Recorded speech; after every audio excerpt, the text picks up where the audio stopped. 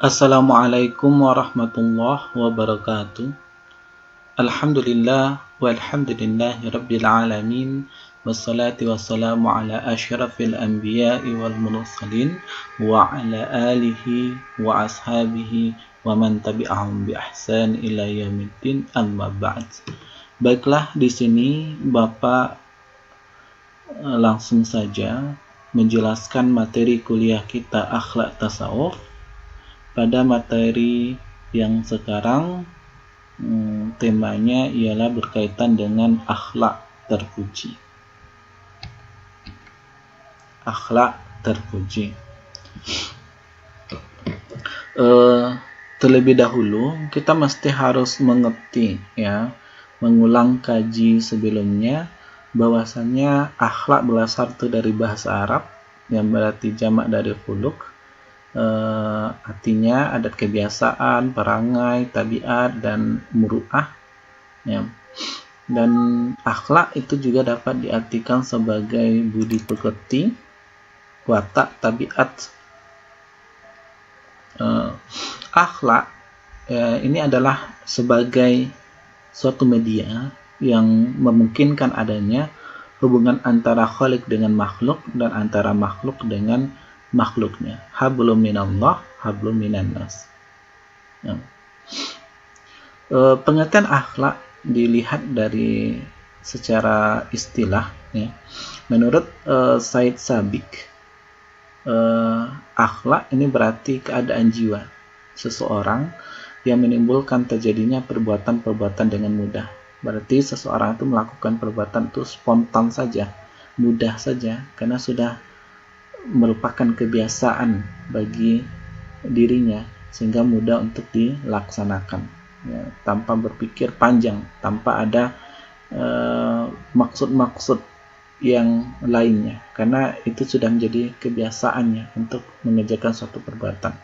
Kemudian Imam Ghazali dalam kitab Ihya Ulumuddin ini berpendapat akhlak adalah hayat atau sifat yang tertanam dalam jiwa yang daripadanya lahir perbuatan-perbuatan yang spontan tanpa memerlukan pertimbangan dan pemikiran.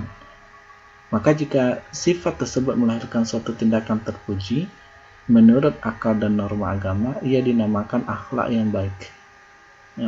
Tetapi jika menimbulkan tindakan yang jahat, maka ia dinamakan akhlak yang buruk. Kemudian ada juga pendapat lain mengatakan bahwa akhlak adalah keadaan jiwa seseorang yang mendorong manusia untuk berbuat tanpa melalui pertimbangan dan pilihan terlebih dahulu. Keadaan tersebut pada seorang boleh jadi merupakan tabiat dan bawaan, boleh jadi juga merupakan kebiasaan. Nah, ada juga mengatakan bahwa akhlak itu kehendak. Itu bila dibiasakan, maka kebiasaan itu dinamakan akhlak. Dari kesimpulan ini kita dapat memahami bahwasanya akhlak itu adalah kehendak, kebiasaan manusia, yang mana kehendak dan kebiasaan manusia ini menimbulkan suatu kekuatan besar untuk melakukan sesuatu, tekad yang kuat untuk melakukan sesuatu. Jika keadaan tersebut melahirkan suatu perbuatan terpuji, menurut pandangan akal dan syariat Islam, inilah yang disebut nanti dengan akhlak baik atau akhlak mahmudah. Namun jika keadaan tersebut itu melahirkan perbuatan yang buruk dan tercela, maka ia adalah disebut dengan akhlak buruk atau akhlak mazmumah. Yang pertemuan selanjutnya kita akan bahas tentang akhlak tercela. Jadi akhlak itu bukanlah perbuatan, melainkan gambaran bagi jiwa yang tersembunyi. Oleh karenanya dapat disebut bahwa akhlak itu adalah nafsiyah, bersifat kejiwaan, dan maknawiyah, sesuatu yang abstrak. Dan bentuknya itu kelihatan ketika bermuamalah, berbuat, bertindak, dan suluk, berperilaku. Maka akhlak adalah sumber dan perilaku adalah bentuknya. Mohon dipahami bahwasanya akhlak itu adalah sumber dan perilaku itu adalah bentuk dari akhlak. Berarti berbuat itu, itu adalah bentuk dari akhlak. Yang akhlak sendiri itu adalah gambaran jiwa yang tersembunyi. Maka kita dapat menyimpulkan bahwa akhlak itu sebagai suatu pengungkapan sifat dasar seseorang yang konstan dan tetap. Akhlak serta tidak dapat direkayasa. Akhlak itu selalu dibiasakan sehingga seorang yang melaksanakan akhlaknya tersebut itu selalu dilakukan berulang-ulang, seperti sholat tahajud itu dilakukan berulang-ulang karena kebiasaan mereka. Laksana itu tanpa disertai pertimbangan pemikiran terlebih dahulu, tanpa disuruh, tanpa diperintah, hanya berdasarkan kesadarannya sendiri, yang berdasarkan kebiasaannya itu setiap hari. Perbuatan itu pun itu dilakukan berulang kali, itu dalam bentuk yang sama. Dan akhlak merupakan keyakinan seseorang dalam menempuh keinginan sesuatu sehingga pelaksanaannya itu tidak ragu-ragu dalam hal melaksanakannya. Akhlak buruknya itu perbuatan, akhlak ini pasti dirasakan pada akhlak Al-Quran dan hadis yang sahih. Dari pengertian akhlak yang kita kaji sebelumnya, kita di sini melanjutkan kepada pengertian akhlak itu secara etimologi. Secara etimologi, akhlak mahmudah adalah akhlak terpuji. Kemudian mahmudah itu merupakan bentuk maf'ul dari kata hamida yang berarti itu dipuji. Akhlak mahmudah atau akhlak terpuji itu disebut pula dengan akhlakul karimah, akhlak mulia, atau akhlak munjiat, akhlak yang menyelamatkan pelakunya. Itu bermacam-macam namanya di sini kalau akhlak mahmudah itu. Ada juga akhlak hasanah, ada akhlak al-aziz, dan lain sebagainya, akhlak baik. Jadi akhlak mahmudah itu berarti tingkah laku yang terpuji, perbuatan yang terpuji, yang merupakan tanda kesempurnaan iman seseorang kepada Allah. Sebab akhlak yang kita bahas sebelumnya itu selalu dihubungkan dengan keimanan. Makanya kalau akhlak yang terpuji ini menandakan sempurna atau tidaknya seseorang. Sebab kalau dia berakhlak yang sebaliknya, akhlak yang tercela, maka tidak sempurna keimanannya. Kapan ia sempurna keimanannya? Ketika dia melakukan hal-hal yang terpuji.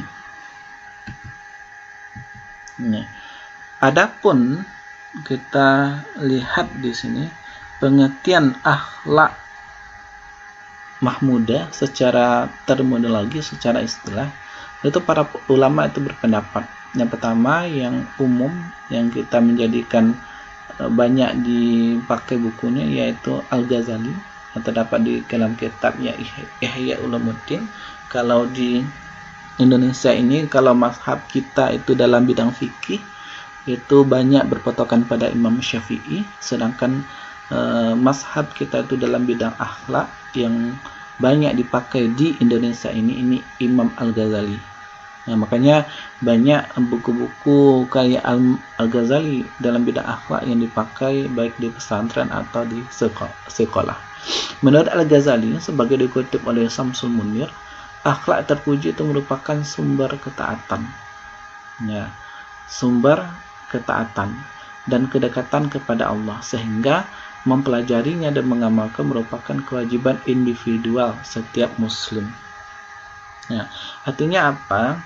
Bahwasanya menandakan seseorang taat atau tidaknya, itu selalu dikaitkan dengan akhlak terpuji, baik taat kepada Allah ataupun taat kepada yang diperintahkan oleh Allah. Seperti kita taat kepada Allah karena bentuk wujud kita taat kepada Allah, karena Allah memerintahkan kita juga untuk taat kepada manusia, yang mana manusia tersebut ajarannya sesuai dengan yang diperintahkan oleh Allah.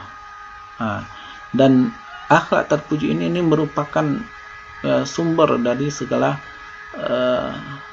sumber bentuk ketaatan kita kepada Allah, seperti aqimus shalah, tunaikanlah di sini, dirikanlah salat, inna salata tanha 'anil fahsya'i wal munkar, sesungguhnya salat mencegah dari perbuatan keji dan munkar. Artinya ibadah ini dihubungkan dengan akhlak yang terpuji.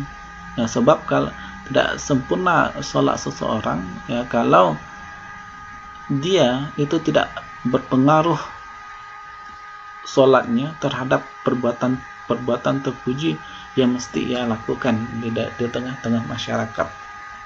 Dan akhlak terpuji adalah merupakan bentuk kedekatan kita kepada Allah, sehingga yang namanya mempelajari akhlak terpuji ini wajib bagi kita, dan bukan hanya sekadar teori saja, tetapi kita mesti harus mempraktekkan, seperti contoh yang digambar ini, seperti berdakwah, menolong orang lain, Kemudian lanjut menurut Ibnu Qayyim. Menurut Ibnu Qayyim, sebagaimana dikutip oleh Samsul Munir, pangkal akhlak terpuji adalah ketundukan. Tunduk, sebab kalau kita tidak tunduk kepada Allah, itu tidak akhlak terpuji namanya. Ketika seseorang itu tidak tunduk kepada Allah, tidak tunduk kepada ketentuan syariat-syariat baik yang terdapat dalam Al-Quran dan hadis, maka hal tersebut itu bukan merupakan akhlak terpuji. Dan keinginan yang tinggi ini seperti kita diperintahkan oleh Allah, bahwasanya kita itu boleh berbuat sesuatu ibadah tersebut agar kita dimasukkan oleh Allah ke surganya. Itu kan keinginan tinggi, karena di surga itu tidak ada kenikmatan atau kelezatan, kesenangan yang lebih dari yang ada di surga. Apapun kenikmatan dunia tidak bisa ditandingi dengan kenikmatan di akhirat. Makanya keinginan yang tinggi, seseorang muslim yang seutuhnya itu mengharapkan keinginan yang lebih tinggi, yang surga. Makanya ketika Allah memerintahkan, dia akan patuh kepada Allah, sebab yang memiliki surga itu adalah Allah. Maka pangkal akhlak terpuji ada ketundukan dan keinginan yang tinggi, keinginan terhadap surganya Allah, keinginan terhadap dekatnya kita kepada Allah. Sifat-sifat terpuji menurutnya berpangkat dari kedua hal tersebut. Ia memberikan gambaran tentang bumi yang tunduk kepada ketentuan Allah. Demikian pula manusia, benda mati saja itu tunduk kepada Allah, mengikuti aturan sunnatullah yang ada di alam semesta ini. Apalagi kita itu sebagai manusia yang diciptakan Allah dan dijadikan juga sebagai khalifah di permukaan bumi, seharusnya mesti lebih tunduk kepada Allah. Demikian pula manusia tak kala itu diliputi rasa ketundukan kepada Allah, kemudian turun taufik dari Allah, ia akan meresponnya dengan sifat-sifat terpuji. Apapun yang diperintahkan oleh Allah melalui Al-Quran dan hadis, ia laksanakan. Karena itu adalah perintah dari Allah. Perintah dari Allah yang ia laksanakan, tentu di sini patuh, sami'na wa ata'na. Ada prinsip di dalam ajaran agama Islam, kita mesti harus patuh. Apapun yang diperintahkan oleh Allah, kita tidak boleh membantah. Wajib langsung harus kita patuhi. Ya, tidak boleh kita di sini kan mempertanyakan kenapa-kenapanya gitu.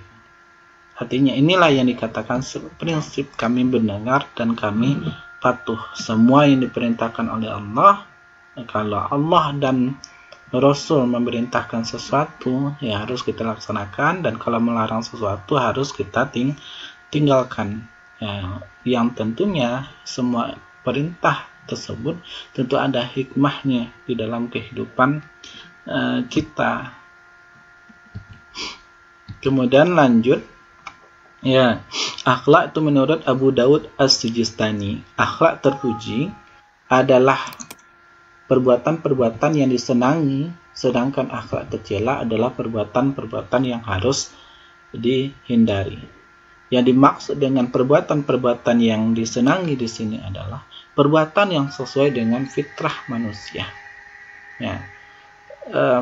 Allah menciptakan kita sebagai manusia yang hidup di atas manusia itu mempunyai fitrah. Atau ulama ada yang mengatakan bahwa itu adalah suara malaikat yang berasal dari dalam diri kita, yang menyeru kita untuk selalu untuk berbuat baik. Ya. Fitratullah allati fataran nasa alaihi. Fitrahnya Allah yang Allah menciptakan manusia itu sesuai dengan fitrahnya tersebut. Dan fitrah pada manusia itu adalah baik. Makanya ada istilah Idul Fitri, kembali kepada fitrah manusia. Nah, kembali kepada manusia itu sebagaimana baru lahir, kan tidak ada suci dari noda-noda dosa. Nah, inilah yang dimaksud. Akhlak terpuji adalah perbuatan yang disenangi, yang sesuai dengan fitrah manusia. Karena apapun suatu perbuatan tersebut, kalau sesuai dengan fitrah manusia, ya, akan menghasilkan kehidupan yang menyenangkan bagi kehidupan manusia. Sedangkan kalau suatu perbuatan itu tidak sesuai dengan perbuatan manusia, ya, maka hal tersebut ya, menjadi sesuatu perbuatan yang dibenci oleh manusia. Karena benci atau senangnya manusia sesuatu ini juga dikaitkan dengan fitrah manusia. Ya, sesuatu yang disenangi, ya, biasanya itu sesuai dengan fitrah manusia. Sesuatu yang dihindari biasanya tidak sesuai dengan fitrahnya manusia. Nah, maka untuk menentukan suatu perbuatan terpuji dan tercelanya ini, ya, fitrah manusia ini salah satu cara untuk menentukan, ya, sesuatu perbuatan itu buruk dan baik dan buruk, yang mesti juga harus dipandu dengan Al-Quran dan hadis Nabi. Kemudian kita dapat menyimpulkan bahwa yang dimaksud dengan akhlak mahmudah atau akhlak terpuji itu adalah perilaku manusia yang baik, yang disenangi menurut individu itu maupun sosial.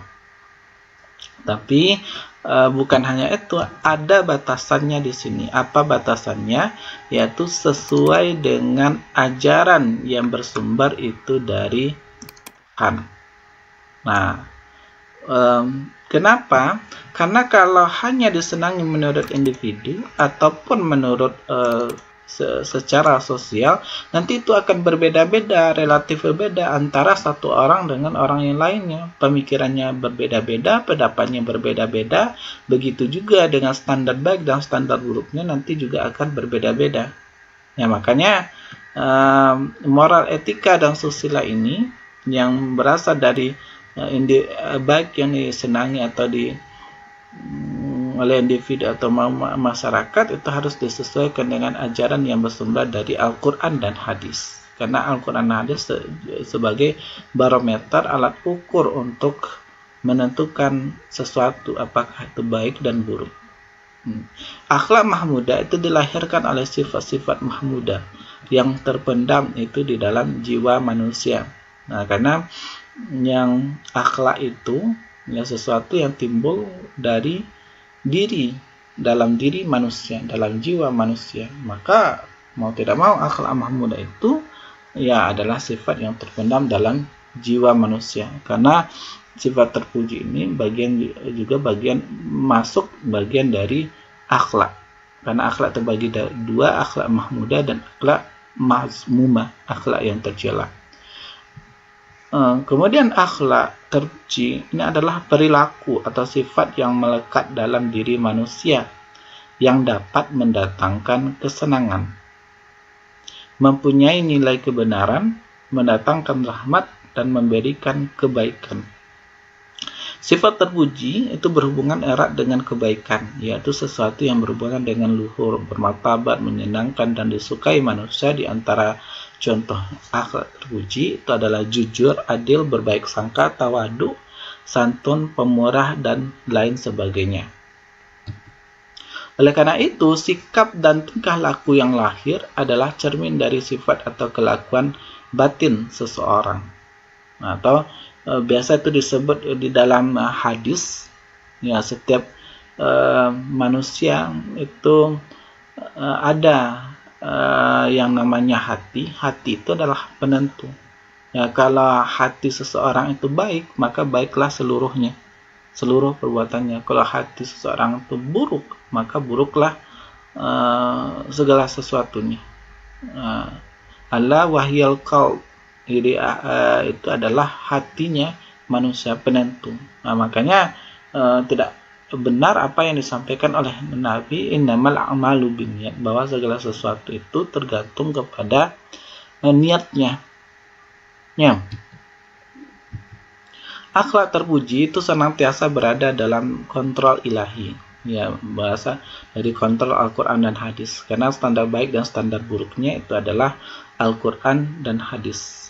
Ya, yang dapat membawa nilai-nilai positif dan kondusif bagi kemaslahatan umat, seperti sabar, jujur, ikhlas, bersyukur, tawaduk, rendah hati, husnuzan, berprasangka baik, optimis, suka menolong orang lain, suka bekerja keras, dan lain-lain. Akhlak terpuji ini juga merupakan akhlak mulia atau akhlak baik yang lahir dari sifat-sifat yang baik pula, yaitu sesuai dengan ajaran Allah Subhanahu wa Ta'ala dan Rasulnya.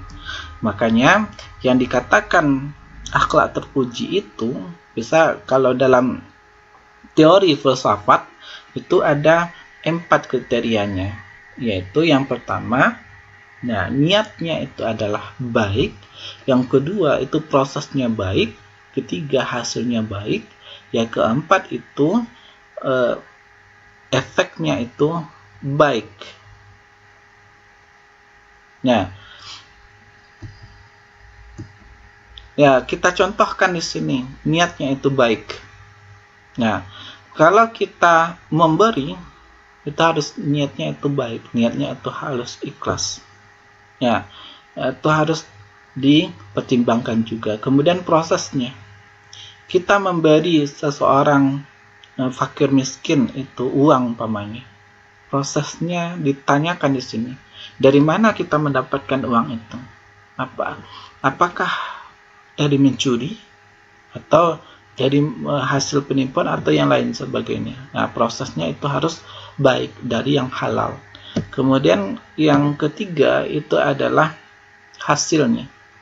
Nah, apa hasilnya? Apakah hasilnya itu baik atau buruk dari uang yang telah kita sumbangkan tersebut? Itu juga mesti harus kita pertimbangkan, ya, dalam hal berakhlak terpuji. Kemudian efeknya, efek yang akan ada, efek yang akan didapatkan, ya, jika kita menyumbang tersebut, ya, apakah efeknya baik atau efeknya buruk. Maka dalam filsafat akhlak kita harus mempertimbangkan 4 ini, ya,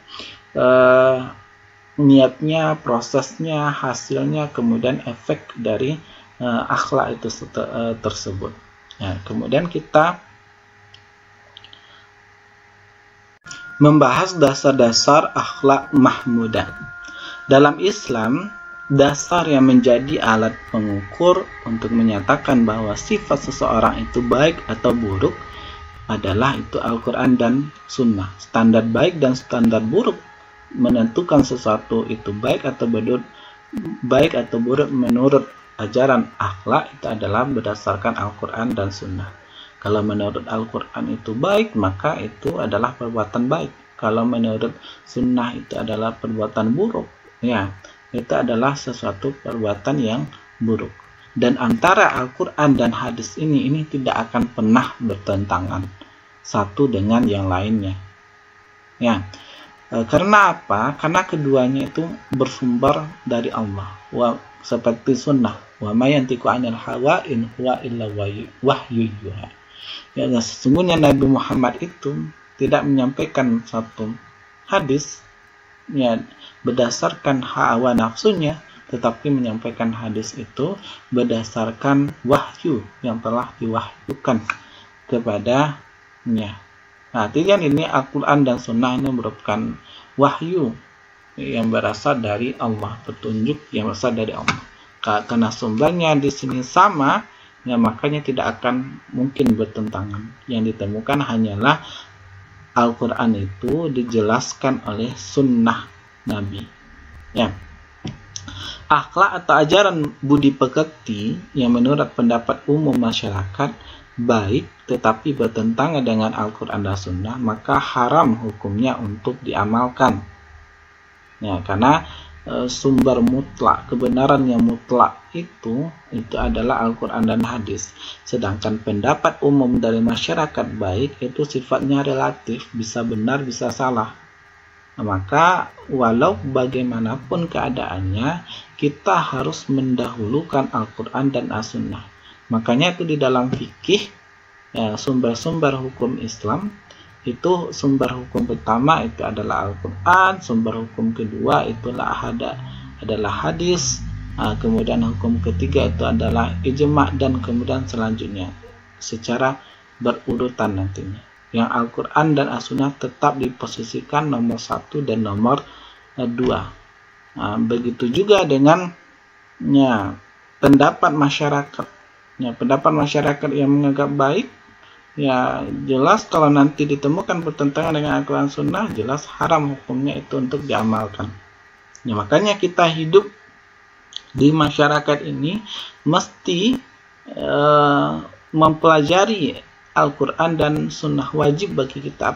Apalagi kita ini yang mahasiswa ini mesti harus mengerti paham dan tahu apa yang larangan perintah dalam Al-Quran, apa saja larangan dan perintah itu di dalam Sunnah Nabi, supaya nanti bisa mensosialisasikan ajaran-ajaran yang terdapat dalam Al-Quran dan Sunnah ke masyarakat apabila dia nanti kembali ke bermasyarakatnya atau kembali nanti ke kampungnya.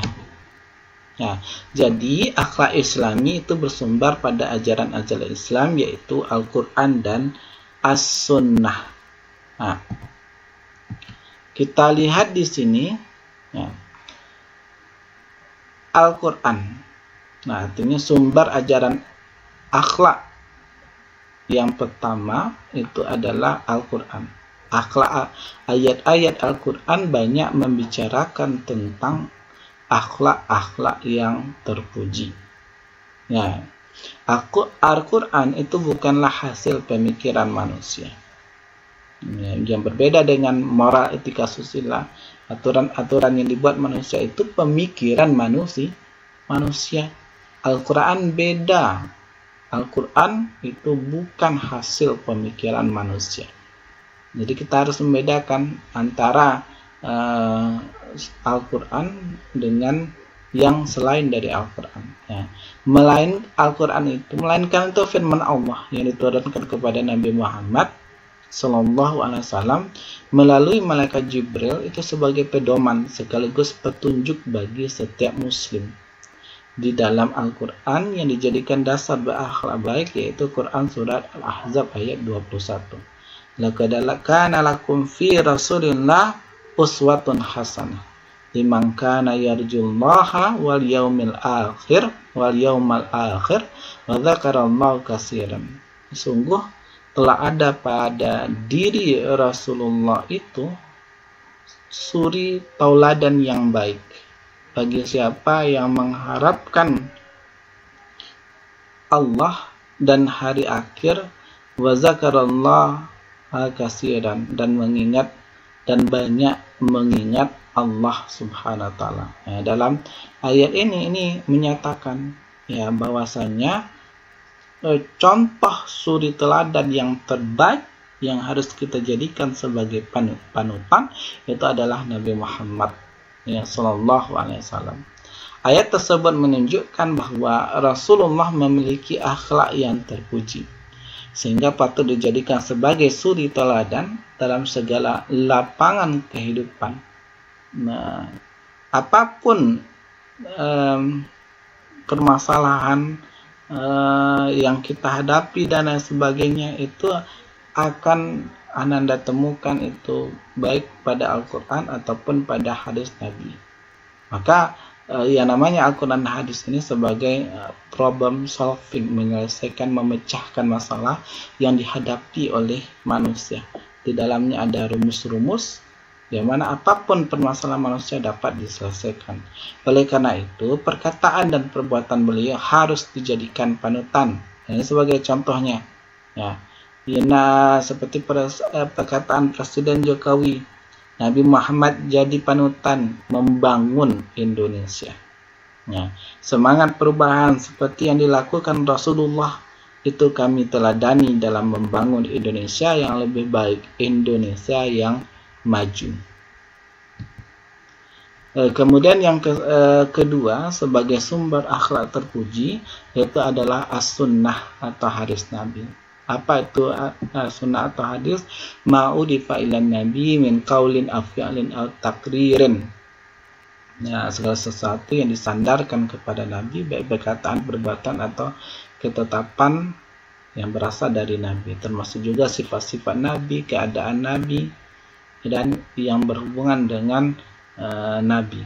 Nah, sebagai pedoman kedua setelah Al-Quran adalah hadis Rasulullah yang meliputi perkataan tingkah laku beliau, dasar-dasar akhlak dalam as-sunnah dan hadis ya adalah sebagai berikut.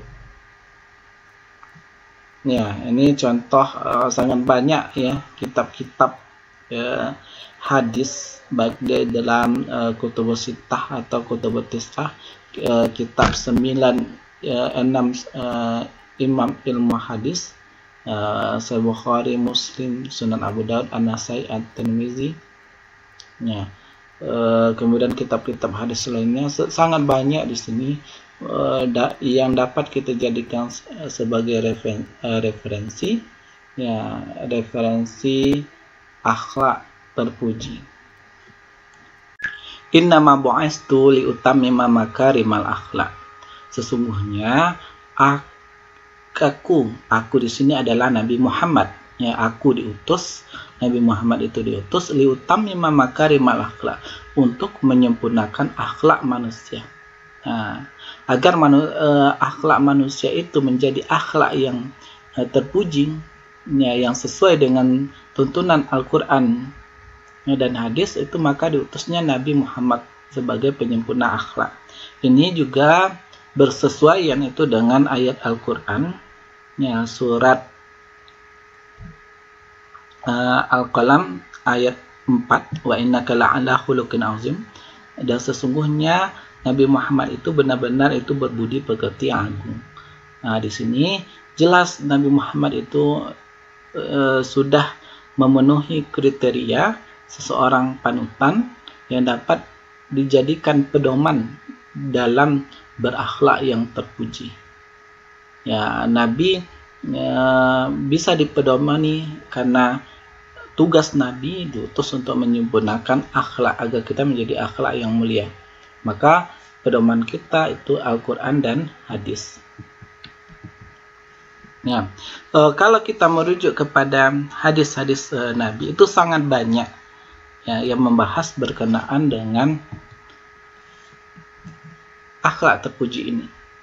Yaitu contoh dari hadis Aisyah banyak. Aisyah itu pernah menyatakan mendengar Rasulullah bersabda, sungguh di antara orang yang paling sempurna imannya adalah orang yang paling baik akhlaknya dan paling lembut sikapnya terhadap keluarga. Ada juga Rasulullah bersabda, sesuatu yang paling berat di atas timbangan kebaikan adalah akhlak yang baik. Sangat banyak hadis-hadis yang berhubungan dengan akhlak. Makanya ya, kalau Anda memilih jurusan umpamanya tafsir hadis, atau sekarang sudah dibagi ilmu hadis, itu ada mata kuliah khusus hadis-hadis tentang akhlak, ya, yang di dalamnya membahas sangat banyaknya hadis yang berbicara tentang akhlak. Ya. Jadi jelas bahwa Al-Quran dan hadis Rasul adalah pedoman hidup yang menjadi asas bagi setiap muslim, menjadi pondasi bagi setiap muslim untuk berbuat dan berperilaku bersikap. Maka teranglah keduanya merupakan sumber akhlakul karimah dalam ajaran Islam. Nah, Al-Quran dan Sunnah adalah ajaran yang paling mulia dari segala ajaran manapun, hasil renungan dan ciptaan manusia. Nah, lebih baik kita berpedoman kepada Al-Quran dan Sunnah dibandingkan hukum-hukum yang dibuat oleh manusia, hukum-hukum yang diciptakan manusia, seperti moral, etika, dan susila. Artinya Al-Quran dan Sunnah Rasul memang harus lebih diutamakan daripada yang lainnya. Kalau kita lihat sangat banyak ragam variasi ajaran yang membahas tentang akhlak, tetapi lebih utama, lebih baik dan lebih bagus itu adalah kalau kita berpedoman kepada sumber dari Al-Quran dan Sunnah Rasul. Sangat banyak ayat-ayat yang berbicara tentang akhlak, kemudian juga sangat banyak hadis-hadis yang berbicara tentang akhlak. Sehingga telah menjadi keyakinan akidah Islam bahwa akal dan naluri manusia harus tunduk mengikuti petunjuk dan pengarahan Al-Quran dan hadis. Ya, ini contoh sangat banyak slogan-slogan agar kita mencintai Nabi Muhammad. Ya, mencintai, bukti kita mencintai Nabi Muhammad yaitu dengan cara menjalankan perintah dan larangannya. Ati'ullah wa ati'ur Rasul. Ya, kalau kita patuh kepada Nabi Muhammad, otomatis kita sudah patuh kepada Allah. Karena sama perintah Allah dengan perintah Nabi Muhammad itu pada hakikatnya itu sama. Ya, dari pedoman itulah diketahui kriteria mana perbuatan yang baik dan mana yang buruk. Standar baik dan standar buruk ya, ditentukan oleh Al-Quran dan hadis. Dinyatakan dalam sebuah hadis, ya, anna Rasulullah, bahwa sesungguhnya Rasulullah Sallallahu Alaihi Wasallam itu bersabda, taraktu fikum amraini. Ya, aku telah tinggalkan pada kamu, ya, kepada umat Islam ini, ya, umat yang terbaik ini, amraini itu dua perkara, ya, lan tadillu ma tamassaktum bihim. Kamu itu tidak akan, lan di sini ini lan taukid kalau kita mengkaji bahasa Arab, kamu tidak akan sesat ya, selama-lamanya. Ma tamassaktum bihim, selama itu berpegang kepada keduanya, yaitu kitab Allah wa sunnata rasulih, yaitu kitab Allah dan sunnah Rasulnya. Nah, artinya di sini inilah pedoman hidup kita. Nah, sebab nanti kalau kita berpedoman kepada berkaitan dengan akhlak kepada yang lainnya, kalau kita tidak merujuk kepada Al-Quran dan hadis, ya kita bisa sesat. Nah, merujuk kepada moral, etika, susila, ya, kalau tidak sesuai moral, etika, dan susila itu dengan akhlak Islami dan dengan Al-Quran dan hadis, ya otomatis kita akan tersesat. Apapun teori, konsep, gagasan yang berasal dari moral, etika, susila atau yang diciptakan oleh manusia, kalau tidak bersesuaian dengan Al-Quran dan hadis, otomatis itu menyesatkan. Kalau kita berpedoman kepada hadis ini. Di samping berbagai ajaran yang dikemukakan dalam Al-Quran dan Sunnah, sebagaimana dikemukakan di atas, norma-norma akhlak itu juga bisa digali dan dipelajari dari perbuatan dan kebiasaan Rasulullah yang tidak tergolong hadis. Ya, karena kalau kita mengkaji tentang hadis, ya, ada yang tidak termasuk hadis, ada yang tidak. Ya, itu pembahasannya itu dalam ilmu hadis ya, dikaji lebih mendalam, yakni kebiasaan kulturalnya sebagai bangsa Arab di zaman beliau hidup. Karena semua perilaku dan perangainya ini menunjukkan akhlak baik dan patut juga untuk ditiru. Makanya ketika Nabi kecil, ketika Nabi remaja, ketika berangkat dewasa, ketika orang tua, dari kecil sampai meninggalnya Nabi, semua apa ini perbuat Nabi itu menunjukkan akhlak yang baik yang patut juga untuk ditiru. Ya, patut untuk ditiru yang baiknya. Nah, kalau masalah Nabi pernah ditegur oleh Allah, ya Nabi kan juga setelah itu memperbaiki diri. Nah, ya. Kita lihat perbuatan Rasulullah. Contoh perbuatan Rasulullah Sallallahu Alaihi Wasallam. Rasulullah mencontohkan tata cara wudhu, sholat, mandi wajib, haji, puasa dan lain-lainnya terkait dengan ibadah, baik ibadah mahdhah atau ibadah ghairu mahdhah. Rasulullah mengangkat duta, utusan dakwah ke negara Romawi dan Persia. Rasulullah mengangkat qadi, hakim dan wali gubernur di daerah tertentu. Rasulullah berdakwah dan berjihad untuk menyebarkan Islam. Nah, ini contoh-contoh perbuatan Rasulullah yang patut juga kita tiru. Nah, kebiasaan Rasulullah yang menyehatkan jasmani dan rohani. Nabi selalu bangun sebelum subuh, aktif jaga kebersihan, tidak pernah banyak makan, tidak pernah putus asa. Nabi tidak gemar berjalan.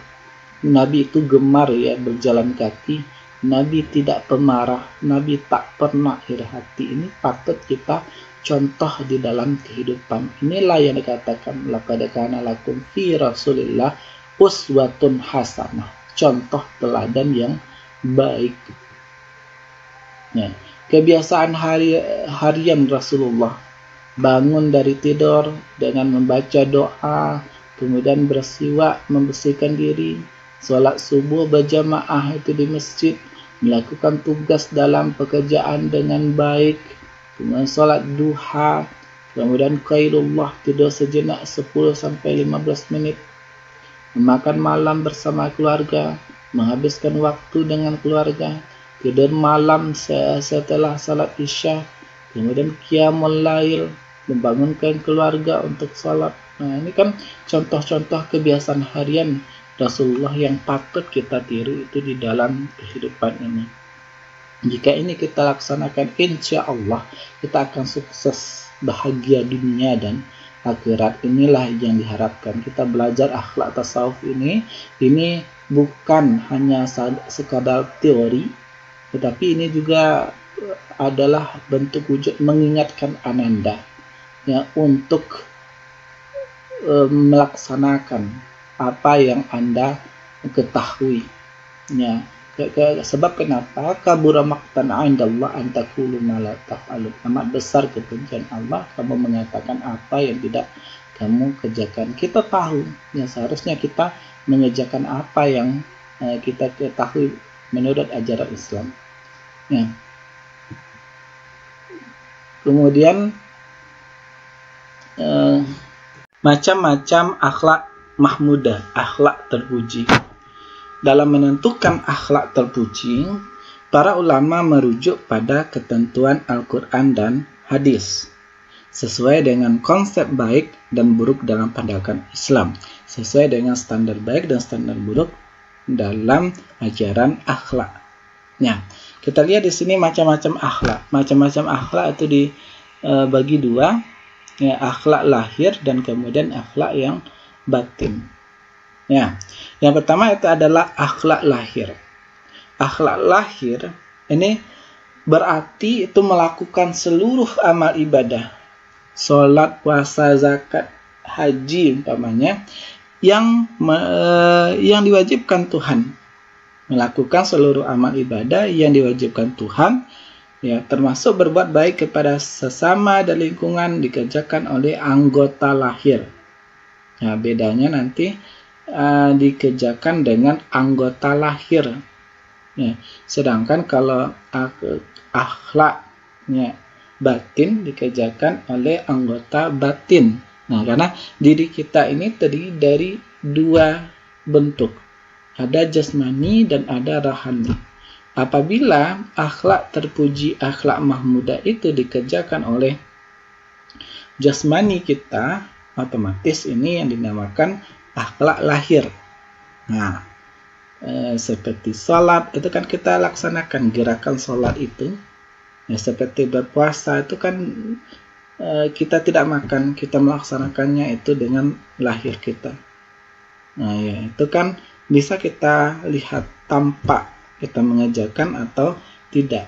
Nah, ini yang dikatakan ya, anggota lahir, akhlak lahir. Nah, di antara beberapa perbuatan yang dikategorikan taat lahir itu adalah, contoh di sini dermawan.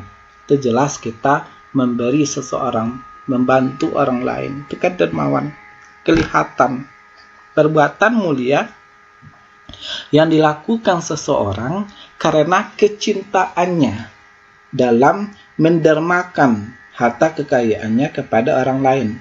Artinya, dia di sini suka, memang menjadi hobinya untuk membantu orang lain. Nah, baik dalam hal harta ataupun dalam hal jasa. Karena yang dermawan itu tidak mesti harus dengan harta kekayaan. Nah, tetapi juga bisa dengan bentuk jasa. Umpamanya kita bisa membantu teman, umpamanya membantunya mencarikan tugas, ya, karena dia tidak paham IT, umpamanya, ya, mencarikan bahan-bahan referensi, ya, itu kan dermawan namanya, ya. Itu contohnya, ya. Kemudian adil, sesuatu tindakan yang menempatkan sesuatu itu pada tempatnya, tempatkan pada tempatnya. Nah, adil adalah perbuatan dilakukan misalnya dalam memutuskan perkara atau saksi hukum, atau dalam memperlakukan seseorang atau siapapun sesuai dengan posisinya. Ya, artinya kalau umpamanya ada orang jahat, ya mestinya seharusnya dihukum itu sesuai dengan aturan yang berlaku pada Al-Quran dan hadis. Begitu juga dengan orang yang berbuat baik, ya, seharusnya, ya, ada yang ia dapatkan. Artinya umpamanya ketika orang bekerja, umpamanya seseorang itu bekerja, seorang mandor, bos yang bagus itu atau yang memiliki perusahaan itu, ya, dia harus berlaku adil kepada karyawannya dengan cara memberikan gaji. Seandainya tidak diberikan gaji, otomatis itu namanya itu tidak adil, ya. Kemudian akhlak batin. Sedangkan akhlak batin adalah segala sifat baik yang terpuji yang dilakukan oleh anggota batin, hati. Berbeda dengan akhlak lahir tadi. Kalau akhlak lahir dilakukan oleh anggota lahir. Bedanya kalau di sini, kalau akhlak batin dilakukan oleh anggota batin, hati. Nah, di antara contohnya adalah yang pertama tawakal, yaitu berserah diri sepenuhnya kepada Allah dalam menghadapi, mentaati atau menunggu hasil pekerjaan. Nah, sabar dibagi menjadi beberapa bagian, yaitu sabar dalam beribadah, ya. Malas kita, umpamanya ada perasaan malas beribadah, ya mesti harus kita paksakan. Nah, di sini kita harus bersabar, ya, jangan sampai kita malas dalam beribadah. Sabar ketika dilanda malapetaka, malabencana, sabar terhadap kehidupan dunia, sabar dalam perjuangan. Kita kuliah di sini, ya berjuanglah, jangan berhenti di tengah jalan nantinya. Ya, Dasarnya adalah keyakinan bahwa semua yang dihadapi adalah ujian dan cobaan itu dari Allah. Akhlak batin itu memiliki tingkatan yang lebih tinggi dibandingkan dengan akhlak lahir. Apa sebabnya? Tentu ada pertanyaan yang timbul. Nah, alasannya adalah karena batin merupakan penggerak dan sebab bagi terciptanya ketaatan lahir. Nah, yang namanya akhlak batin inilah yang sebagai penggerak. Nah, terciptanya ketaatan lahir. Maka dia lebih dahulu akhlak batin, kemudian selanjutnya baru akhlak lahir. Nah, ketaatan lahir. Dengan terciptanya ketaatan batin, hati dan jiwa, maka pendekatan diri kepada Tuhan bertakarub di sini adalah mendekatkan diri melalui perjalanan ruhani akan dapat dilaksanakan. Nah, kita ini kalau kita mematuhi perintah Allah, kita beribadah rajin dan sebagainya, itu diri kita akan semakin dekat kepada Allah. Perintah Allah kita patuhi, otomatis kita akan semakin dekat kepada Allah. Tetapi kalau kita tidak mematuhi perintah Allah, melanggar apa yang dilarang oleh Allah, ketika yang dilarang oleh Allah kita kerjakan, otomatis kita semakin jauh kepada Allah. Ya, maka yang diharapkan ya kita tercipta di dalam diri kita itu adalah ketaatan batin, hati dan jiwa. Ya. Kemudian peningkatan akhlak terpuji. Ada banyak cara yang ditempuh untuk meningkatkan akhlak yang terpuji secara lahiriah diantaranya. Pertama adalah pendidikan. Anda kuliah sekarang ini, ya sekolah kuliah, nah ini adalah salah satu cara yang ditempuh untuk meningkatkan akhlak terpuji. Nah, dengan pendidikan, cara pandang seseorang akan bertambah luas. Artinya pola pikirnya itu berubah. Nah, pola pikirnya bertambah luas karena ilmunya bertambah ya. Tentunya dengan mengenal jauh akibat dari masing-masing akhlak terpuji dan tercela. Nah, karena ilmunya bertambah luas. Nah, ibarat padi semakin banyak buahnya semakin menunduk ya. Semakin baik tingkat pendidikan dan pengetahuan seseorang sehingga mampu lebih mengenali mana yang terpuji dan mana yang tercela. Ya, dan dia juga akan mengetahui akibat-akibatnya. Kalau perbuatan tercela kita lakukan, ini akibat-akibatnya. Kalau perbuatan terpuji yang kita lakukan, nah ini manfaat-manfaatnya. Dia lebih mengenal karena ilmunya bertambah luas, pengalamannya juga bertambah luas dengan pendidikan. Kemudian cara agar ditempuh untuk meningkatkan akhlak yang terpuji, yang kedua adalah mentaati dan mengikuti aturan undang-undang yang ada di masyarakat atau negara. Selagi undang-undang atau aturan-aturan itu tidak bertentangan dengan syariat Islam. Kebiasaan kemudian dengan cara kebiasaan. Nah, ini kata kuncinya ini adalah untuk ya akhlak yang lahiriah. Ya, caranya adalah meningkatkannya yang selanjutnya dengan kebiasaan. Akhlak terpuji dapat ditingkatkan melalui kehendak dan kegiatan yang baik yang dibiasakan. Nah, kemudian juga caranya memilih pergaulan yang baik. Kemudian melalui perjuangan dan usaha. Ada perjuangan kita menjadi lebih baik, ada usaha kita untuk menjadi lebih baik. Nah, sedangkan akhlak terpuji batiniah dapat dilakukan dengan beberapa cara, yaitu yang pertama itu adalah muhasabah. Muhasabah kan artinya menghitung-hitung, menghisap-hisap diri, menghitung perbuatan kita. Apakah salah kita lakukan atau tidak gitu. Yaitu selalu menghitung perbuatan-perbuatan yang telah dilakukan selama ini.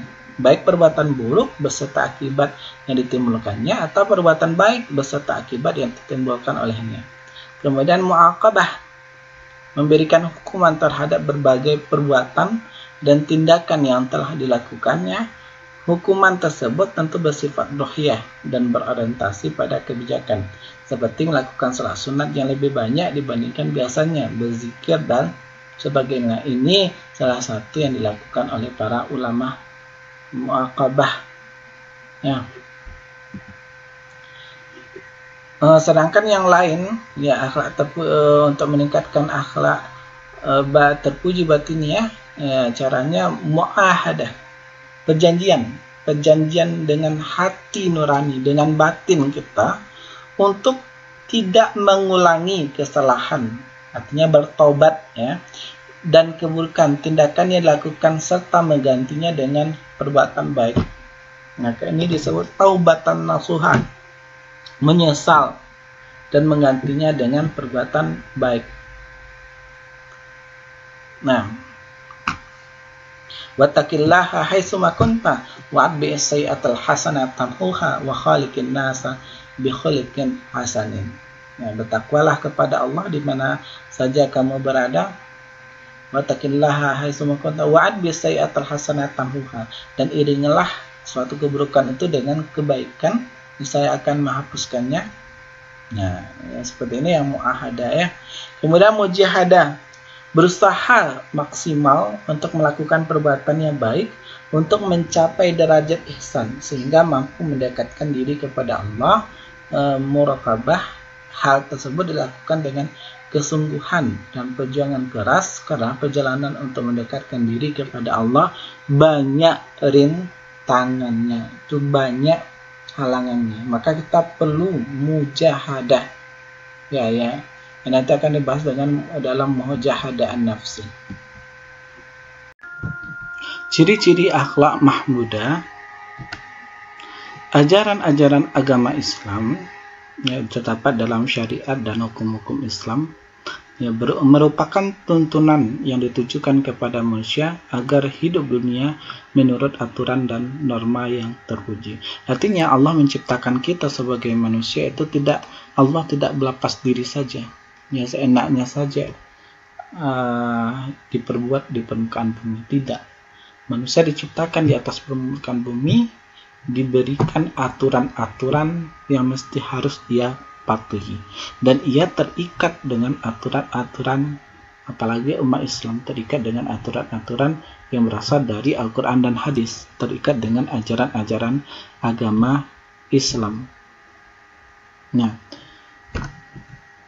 karena itu akhlak dalam ajaran Islam memiliki kandungan untuk berbuat baik dan terpuji. Ma faratna fil kitab min syai', tidak ada yang kami alpakan, tidak ada yang kami lupakan yang terdapat di dalam Al-Quran sedikit pun. Artinya segala sesuatu dibahas di dalam Al-Quran, termasuk di sini cara berbuat baik dan cara berbuat terpuji, ya, semuanya ada di dalam Al-Quran dan hadis.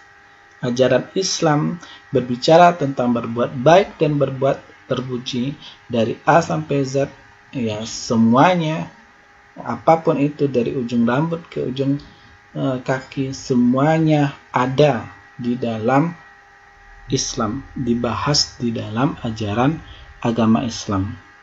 Nah, adapun ciri-ciri akhlak Islam itu adalah, oleh karena itu kita mesti harus mengenal ciri-ciri dari akhlak Islam. Sebab kalau kita telah mengenal ciri-ciri dari akhlak Islam, ya kita dengan mudah menentukan apakah ini akhlak Islam atau ajaran yang lainnya.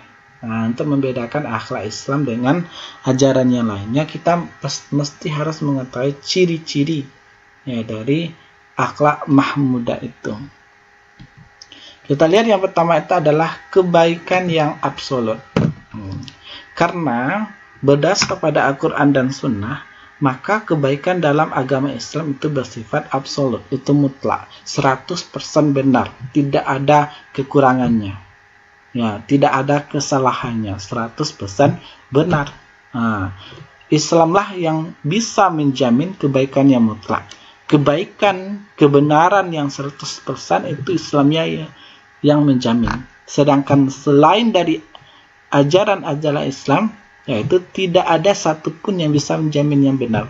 Jadi, seperti moral, apakah bisa menjamin kebaikan yang sebenar-benarnya? etika, apakah bisa menjamin standar baik dan standar buruk yang sebenarnya? Moral etika susila, apakah bisa menjamin kebaikan dan yang sebenarnya? Itu tidak, ya, karena mereka itu memiliki kekurangan relatif, berbeda-beda antara satu dengan yang lainnya. Ya, tidak ada kebenaran yang 100%. Sedangkan kalau akhlak Islam itu kebenarannya itu 100%. Inilah yang bersifat absolut. Inilah yang membedakan akhlak terpuji di dalam Al-Quran dan hadis itu bersifat absolut, sedangkan yang lainnya tidak bersifat absolut. 100% benar, yang lainnya tidak 100% benar. Yang namanya akhlak Islam tidak ada kekurangan, yang lainnya ada kekurangan. Ya. Karena Islam itu telah menciptakan, menciptakan akhlak luhur yang menjamin kebaikan yang murni, baik untuk perorangan maupun masyarakat, di setiap lingkungan, keadaan, dan pada setiap waktu. Artinya apa? Bahwasanya akhlak Islam itu ya dapat dijadikan sebagai rujukan, ya, rujukan baik bagi perorangan atau masyarakat atau lingkungan, apapun keadaan atau situasi yang terjadi, yang akhlak Islam itu ya tetap wajib untuk dijadikan sebagai rujukan. Karena apa? Karena akhlak Islam lah yang lebih baik daripada yang lainnya. Nah, makanya untuk menciptakan baldatun thayyibatun wa rabbun ghafur, kita harus merujuk kepada akhlak yang merupakan kebaikan yang absolut. Harus merujuk kepada akhlak mahmudah yang terdapat dalam Al-Quran dan hadis. Kemudian kebaikan yang menyeluruh. Kebaikan dalam Islam disebut universal. Nah, umum, bersifat umum, mendunia. Karena kebaikan yang terdapat di dalamnya dapat digunakan untuk seluruh umat manusia, kapan saja dan di mana saja. Islam telah menciptakan akhlak yang sesuai dengan jiwa fitrah manusia, di samping diterima pula oleh akal sehat. Ya. Ajaran kebaikan dalam Islam itu dapat diterima oleh akal pikiran. Ya. Dan sesuai juga dengan jiwa fitrah manusia. Sedangkan kalau kita bandingkan dengan ajaran yang lain, ya banyak juga yang tidak sesuai dengan fitrah manusia. Banyak juga yang tidak sesuai itu dengan akal sehat. Nah, maka kita beralihlah berpedoman berkenaan dengan akhlak terpuji itu kepada akhlak Islam. Nah, kemudian ini kita lihat Islam jawaban semua masalah hidup. Semua nabi itu sebenarnya beragama Islam. Para nabi itu adalah saudara saya walau ibu mereka berlainan dan agama mereka adalah satu. Nah, inilah bahwasannya Islam ini dapat dijadikan panutan ajaran-ajarannya. Nah, makanya negara-negara maju itu ya dalam membuat attitudes, ya membuat etika itu banyak menyerap dari ajaran-ajaran Islam karena sesuai dengan fitrah dan dapat diterima oleh akal sehat. Kemudian kemantapan akhlak Islami menjamin kebaikan yang mutlak dan sesuai pada diri manusia. Ini di sini maksudnya bahwasanya akhlak Islam itu bersifat tetap, langgeng dan mantap. Nah, maka ini judulnya kemantapan. Sebab yang menciptakan Tuhan yang bijaksana, Allah yang maha bijaksana, maha adil. Allah lah yang menciptakan akhlak Islami, ya, yang selalu memeliharanya dengan kebaikan yang mutlak, akhlak Islami. Karena Allah di sini lebih berpengalaman ya dari apapun. Nah, Allah telah mengetahui ya apapun akhlak yang dianjurkan di dalam ajaran agama Islam, tidak satu pun yang bertentangan itu dengan fitrah manusia. Ya, sudah lulus, artinya sudah lulus uji coba ya, yang dilaksanakan oleh umat manusia. Tidak perlu lagi kita di sini meragukan akhlak yang Islami ini.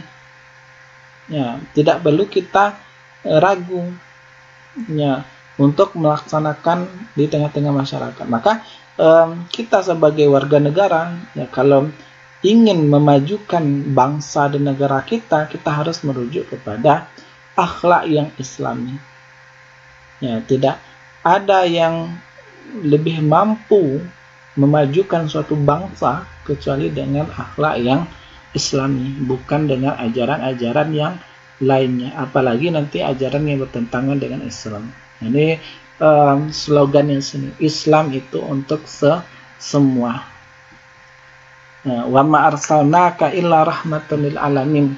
Kami tidak mengutus engkau wahai Muhammad melainkan sebagai rahmat bagi seluruh alam. Islam itu rahmatan lil alamin.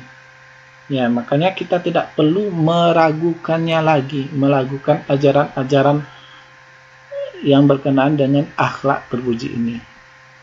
Kemudian kewajiban yang dipatuhi.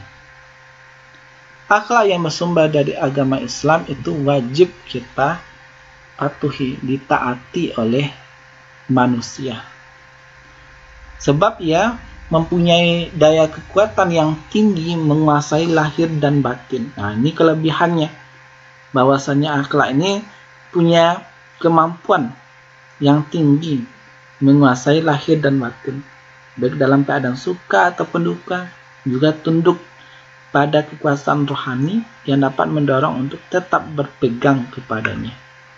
Nah, taatlah kepada Allah, taatlah kepada Rasul dan ulil amri. Tetapi nomor satu di sini adalah taat kepada Allah dan Rasul. Ketaatan akan mengantarkan itu menuju bahagia. Barang siapa yang taat kepada Allah dan Rasulnya, sungguh dia akan mendapatkan keberuntungan yang sangat besar. Nah, ini jaminan dari Allah.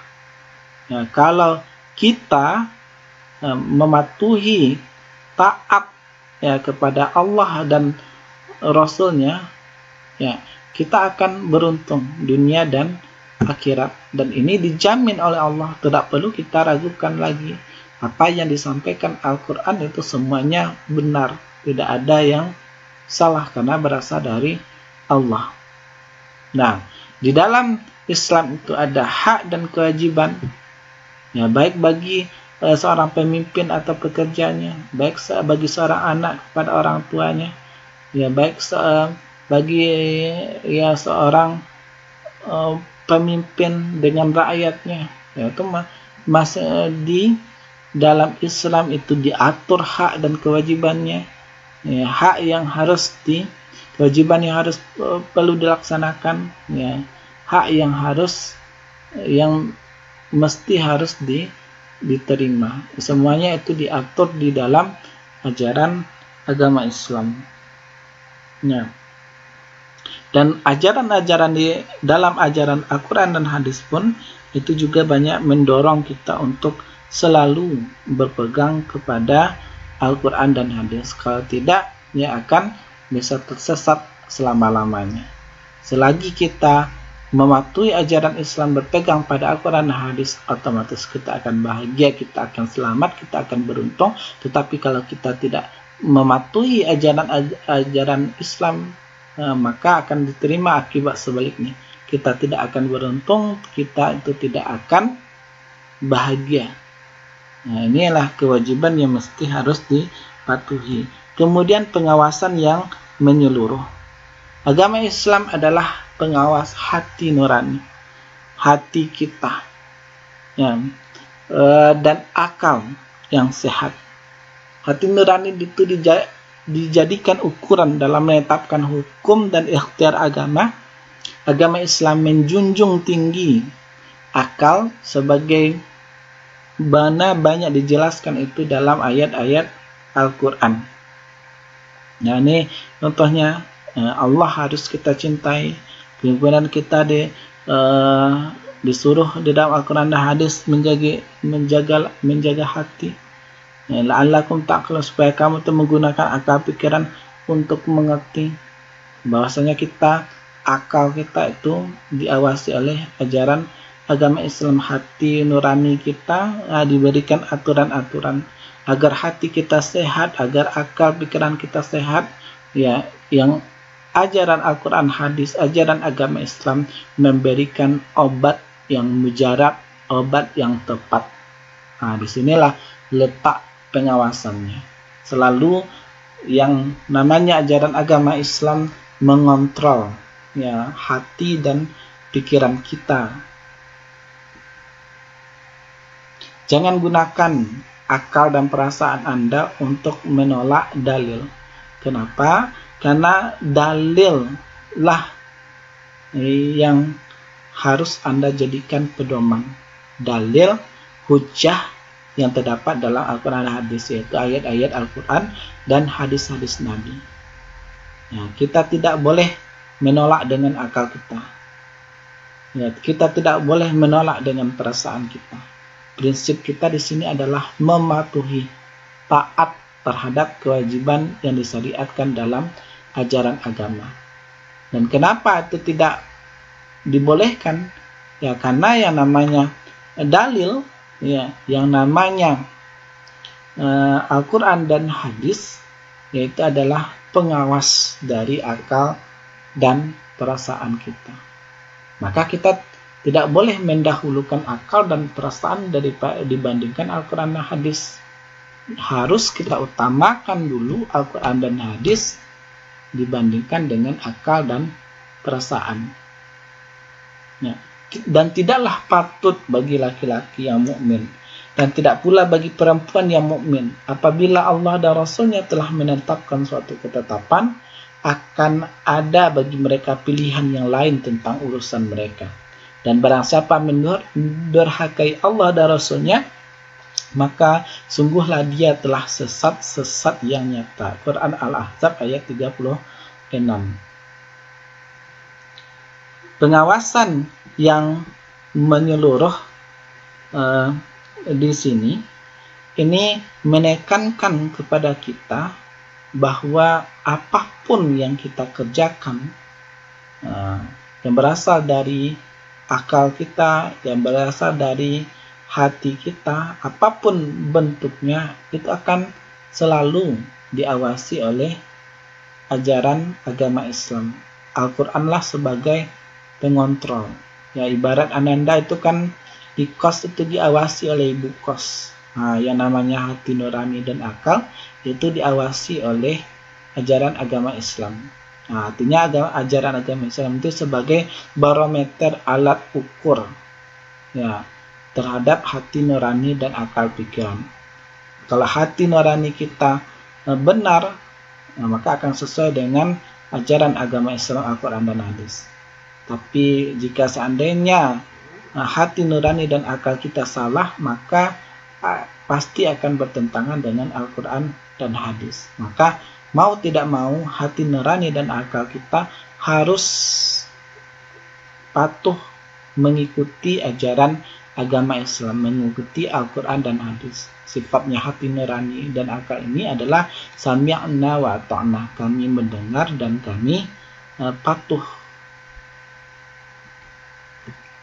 Mujahadaan nafsi ini adalah contoh dari akhlak-akhlak terpuji. Sebenarnya contoh dari akhlak terpuji itu sangat banyak sekali.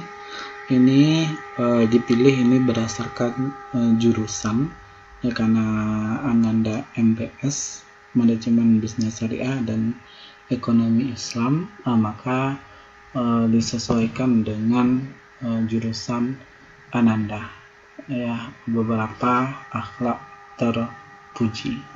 Ya, di sini mujahadaan nafsi. Pengertian mujahadaan nafsi adalah amal-amal yang menghilangkan akhlak tercela dan menghasilkan akhlak terpuji, baik amal hati maupun anggota badan. Manusia mempelajari derajat yang luhur dengan mujahadah, kesungguhan. Ya, mujahadah artinya adalah kesungguhan. Man jahadu fina lanahdiyannahum subulana. Barang siapa yang berjihad itu di jalan kami, niscaya kami akan memberikan kepada mereka petunjuk dan akan memberikan kepada mereka jalan-jalan kami, yaitu jalan-jalan yang akan mengantarkan ke surganya Allah, yang mengantarkan kepada kebahagiaan dunia dan akhirat. Mujahadah diartikan itu kesungguhan. Jadilah kunci pembuka kebaikan, yaitu dengan mujahadatun nafsi. Kita berusaha untuk menjadi lebih baik. Hari sekarang lebih baik dari hari sebelumnya, hari yang akan datang harus lebih baik daripada hari sekarang. Artinya di sini ada peningkatan dalam hal berbuat amal-amal kebaikan, ditingkatkan di setiap waktunya. Kita lihat di sini pembahasan berkenaan dengan dalil nakli dan Al-Quran dan hadis yang berkaitan dengan mujahadah an-nafsi.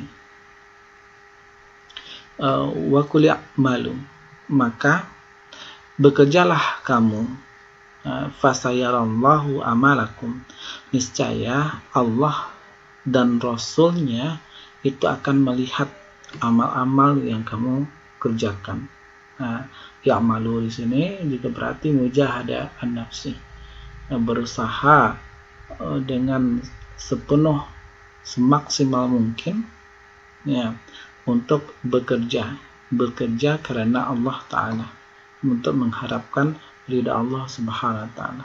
Bekerjalah kamu, niscaya maka Allah dan Rasul serta orang-orang mukmin akan melihat apa yang kamu kerjakan. Fasayarallah wasaturadduna ila alimil ghaib, dan kamu akan dikembalikan kepada Allah yang maha mengetahui akan yang gaib dan yang nyata. Lalu diberitakan fayunabbi'ukum bima kuntum ta'lamun, lalu diberitakan kepada kamu apa yang telah kamu kerjakan. At-Taubah ayat 105. Artinya apapun pekerjaan kita, inna sa'yakum lasyatta, sesungguhnya pekerjaan kamu bermacam-macam. Ada yang petani, ada yang wira swasta, ada yang bertukang, ada yang dokter, ada yang guru, ada dosen, ada yang pengusaha, bermacam-macam pekerjaan kamu, tapi semuanya itu akan kembali kepada Allah Subhanahu wa Ta'ala. Artinya di sini apa? Pekerjaan kita ikhlaskan itu kepada Allah, usaha yang maksimal, kemudian hasilnya kita mesti harus bertawakal kepada Allah, apapun yang telah diberikan Allah, karena Allah akan menilai prosesnya, menilai proses kita bekerja. Meskipun kita bekerja tapi umpamanya berusaha berdagang, umpamanya Anda rugi, tetap nanti dinilai prosesnya oleh Allah. Proses Anda berusaha dengan syarat itu harus ada 2 syarat, yaitu harus ikhlas kepada Allah dan mengikuti aturan-aturan syariat. Kalau 2 ini terpenuhi, insya Allah akan diberi balasan oleh Allah, itu berupa pahala atau berupa hal-hal lainnya. Dan Allah itu maha adil, apapun pekerjaan kita akan diberitahukannya kepada kita, dan setiap perbuatan baik dan buruknya itu tentu memiliki konsekuensinya masing-masing. Maka diharapkan di sini Ananda untuk berbuat yang baik. Qad aflaha man zakkaha wa qad khaba man dasaha. Sungguh beruntunglah orang-orang yang menyucikan dirinya dengan berakhlak yang baik, dan sungguh merugilah orang-orang yang mengotori jiwanya, yaitu orang yang berakhlak buruk. Kemudian ada juga terdapat di dalam hadis Nabi, dalil nakli tentang mujahadah an-nafsi. Innallaha ta'ala la yanzuru, sesungguhnya Allah Ta'ala tidak melihat kepada muka kamu, bentukmu, ganteng, cantik, tinggi, besar, berotot dan lain sebagainya. Wa amwalakum, dan hartamu. Allah tidak melihat bentukmu, bentuk rupamu dan lain sebagainya, dan Allah juga tidak melihat hartamu, berapa banyak hartamu. Allah tidak melihat. Walakin yanzuru ila qulubikum, tetapi Allah itu melihat, menilai kamu itu berdasarkan hati kamu, dan wa a'malikum, dan pekerjaan kamu. Ya, Allah akan melihat perbuatan kamu, baik secara rohani ataupun secara jasmani, rohani atau jasmani, atau akhlak lahir ataupun akhlak batin. Itu yang Allah lihat dari kita. Hadis yang diriwayatkan dari hadis Muslim, artinya hadis ini merupakan hadis yang sahih kalau kita kaji di dalam bidang ilmu hadis. Kemudian hadis yang diriwayatkan dari Abi Hurairah radhiyallahu anhu, bahwasanya Nabi SAW bersabda, "Laisya syadid bis-sur'ah." Bukanlah dikatakan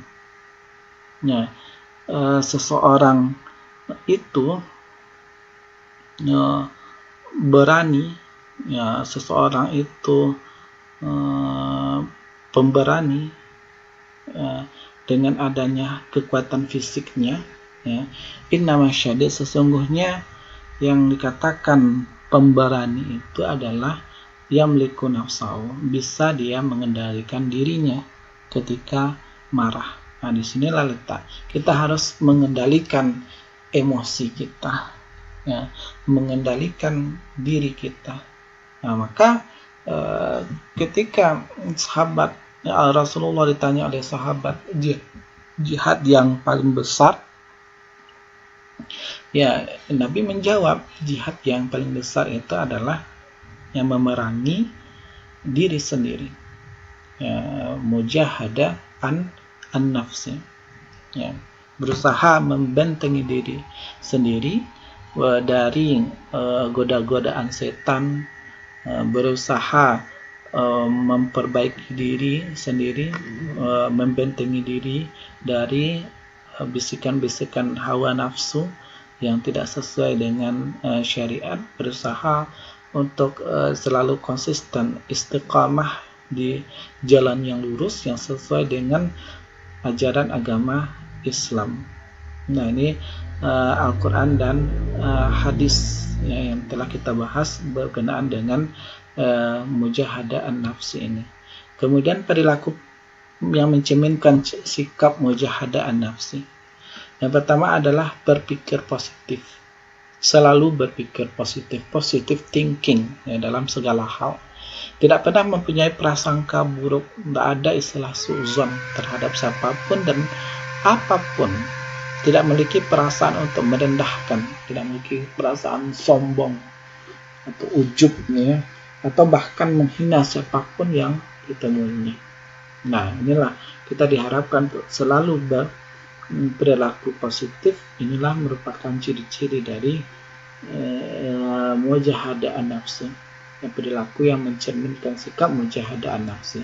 Kemudian bekerja keras, tuntas dan ikhlas, optimis itu dalam segala hal. Sikap optimis artinya keyakinan yang kuat bahwa kesungguhan dan kerja keras yang kita lakukan, ia akan mendapatkan petunjuk dan pertolongan itu dari Allah. Optimis inilah yang masih harus kita yakini. Optimis ini juga berkaitan dengan bertawakal kita kepada Allah, serahkan hasilnya sepenuhnya kepada Allah, dengan syarat terlebih dahulu kita maksimal itu dalam bekerja, memang sungguh-sungguh dalam bekerja. Kemudian bersyukur ketika mendapatkan keberhasilan, bersabar ketika mendapatkan kegagalan. Kemudian hikmah atau manfaat dari sikap mujahadah an-nafsi. Hikmah yang pertama adalah menambah ketentraman hati dan pikiran.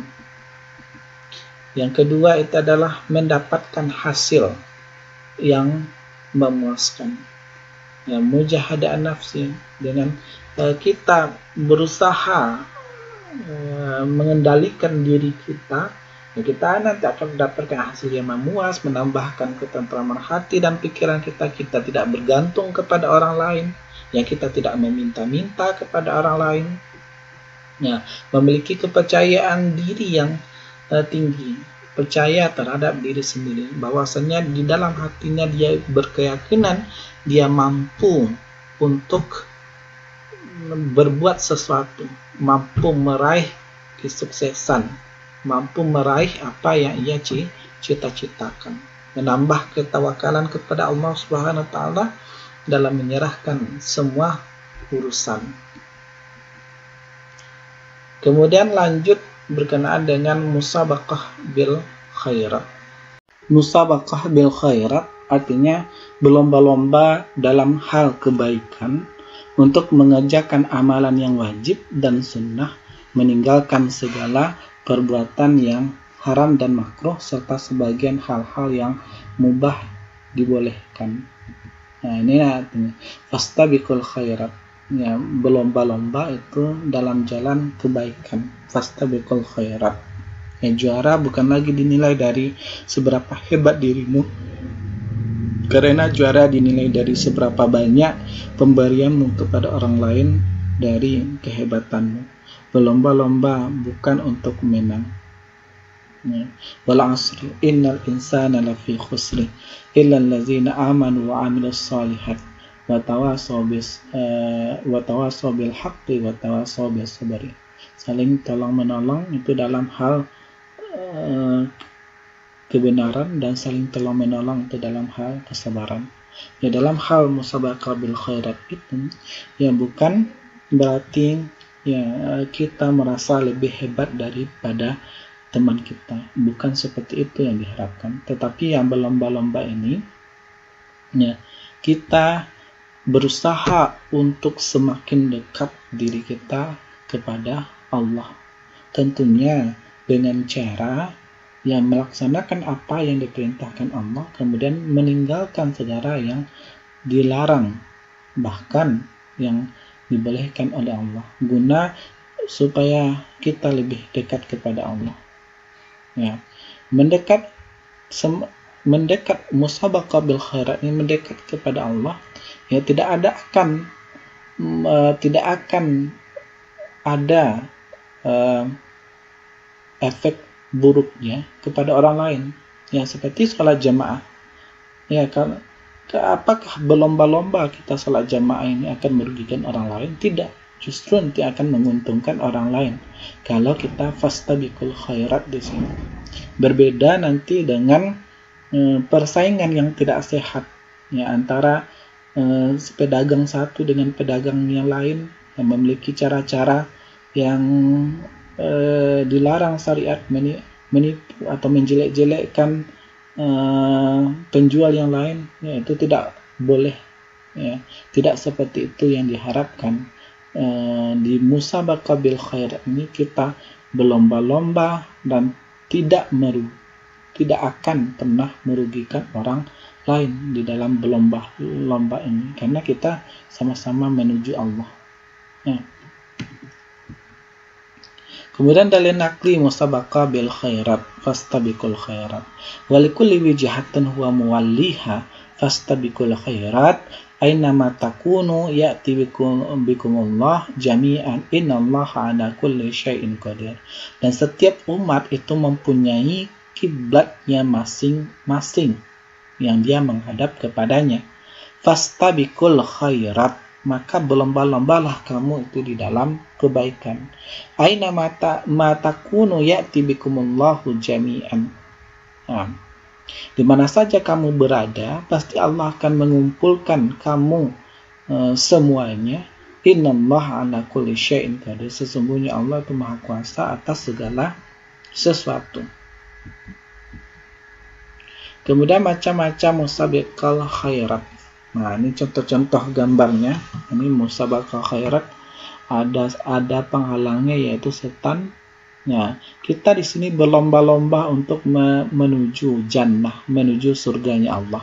Baik laki-laki atau perempuan, apapun usahanya, ya, apapun rintangannya, kita berusaha ya untuk lebih dekat kepada Allah, sehingga Allah akan memberikan bonus kepada kita, yaitu berupa jannah.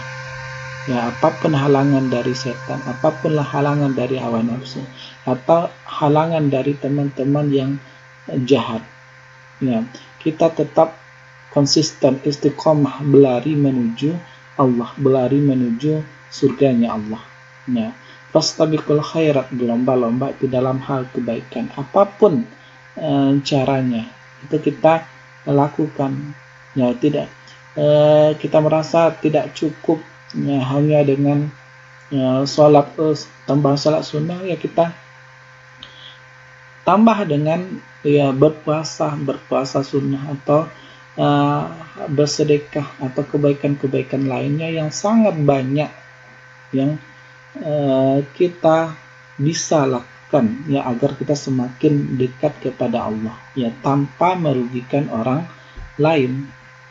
Ya, perilaku kompetensi dalam kebajikan, berlomba-lomba kita itu dalam hal kebaikan. Nah, berbeda, jangan sebaliknya, jangan berlomba-lomba itu dalam keburukan, karena sangat dilarang di dalam ajaran Islam.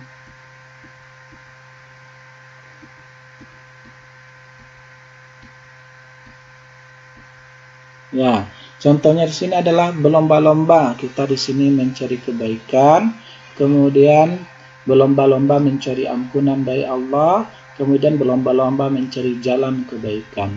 Kemudian ya, contoh dari laku musabaqal khairat, yaitu saat berjamaah kita selalu berusaha itu di saf yang paling depan. Ya. Kemudian jika berbuat salah, segera kita itu meminta maaf. Memaafkan tidak akan membuat kita hina, meminta maaf tidak meruntuhkan harga diri, saling memaafkan membuat kita itu mulia. Nah, ini ada tanda tangan ucapannya sorry, itu bahasa Inggris, artinya kita minta maaf. Ya, sorry. Ya, ini sangat dianjurkan di dalam ajaran Islam. Nah, apapun posisi kita, ya baik ketika salah ataupun tidak salah, kita mesti harus meminta maaf. Kullu bani Adam khata'un wa khairu khata'ina at-tawwabun. Setiap anak Adam itu pasti memiliki kesalahan, dan sebaik-baiknya kesalahan ialah bertobat.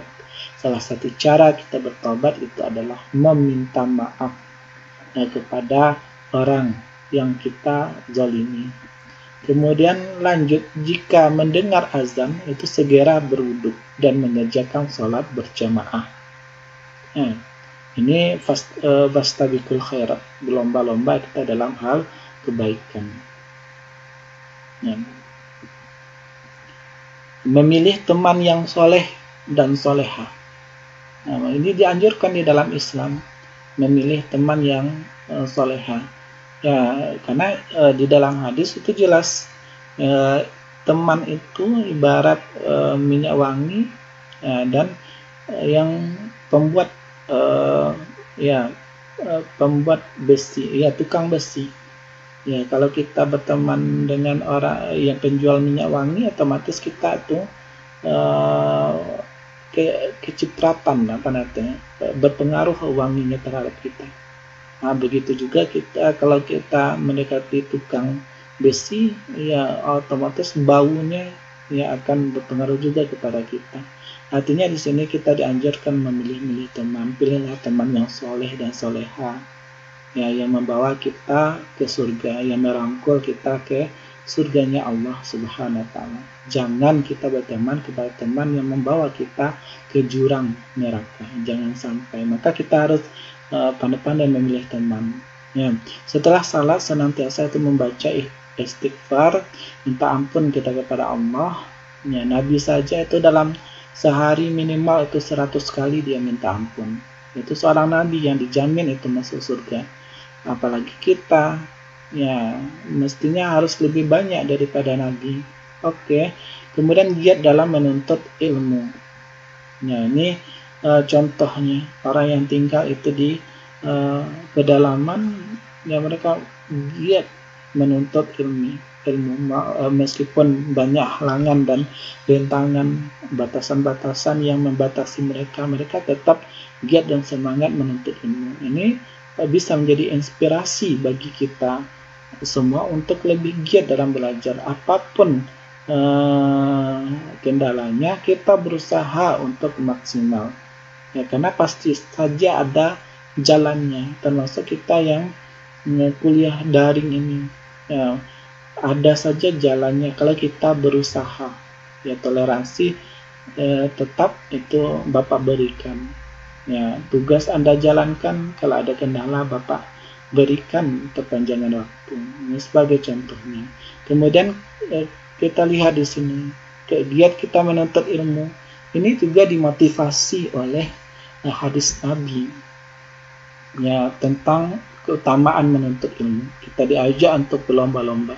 Masalah tariqan yaltamisu fihi ilman sahalallahu lahu bihi tariqan ila jannah.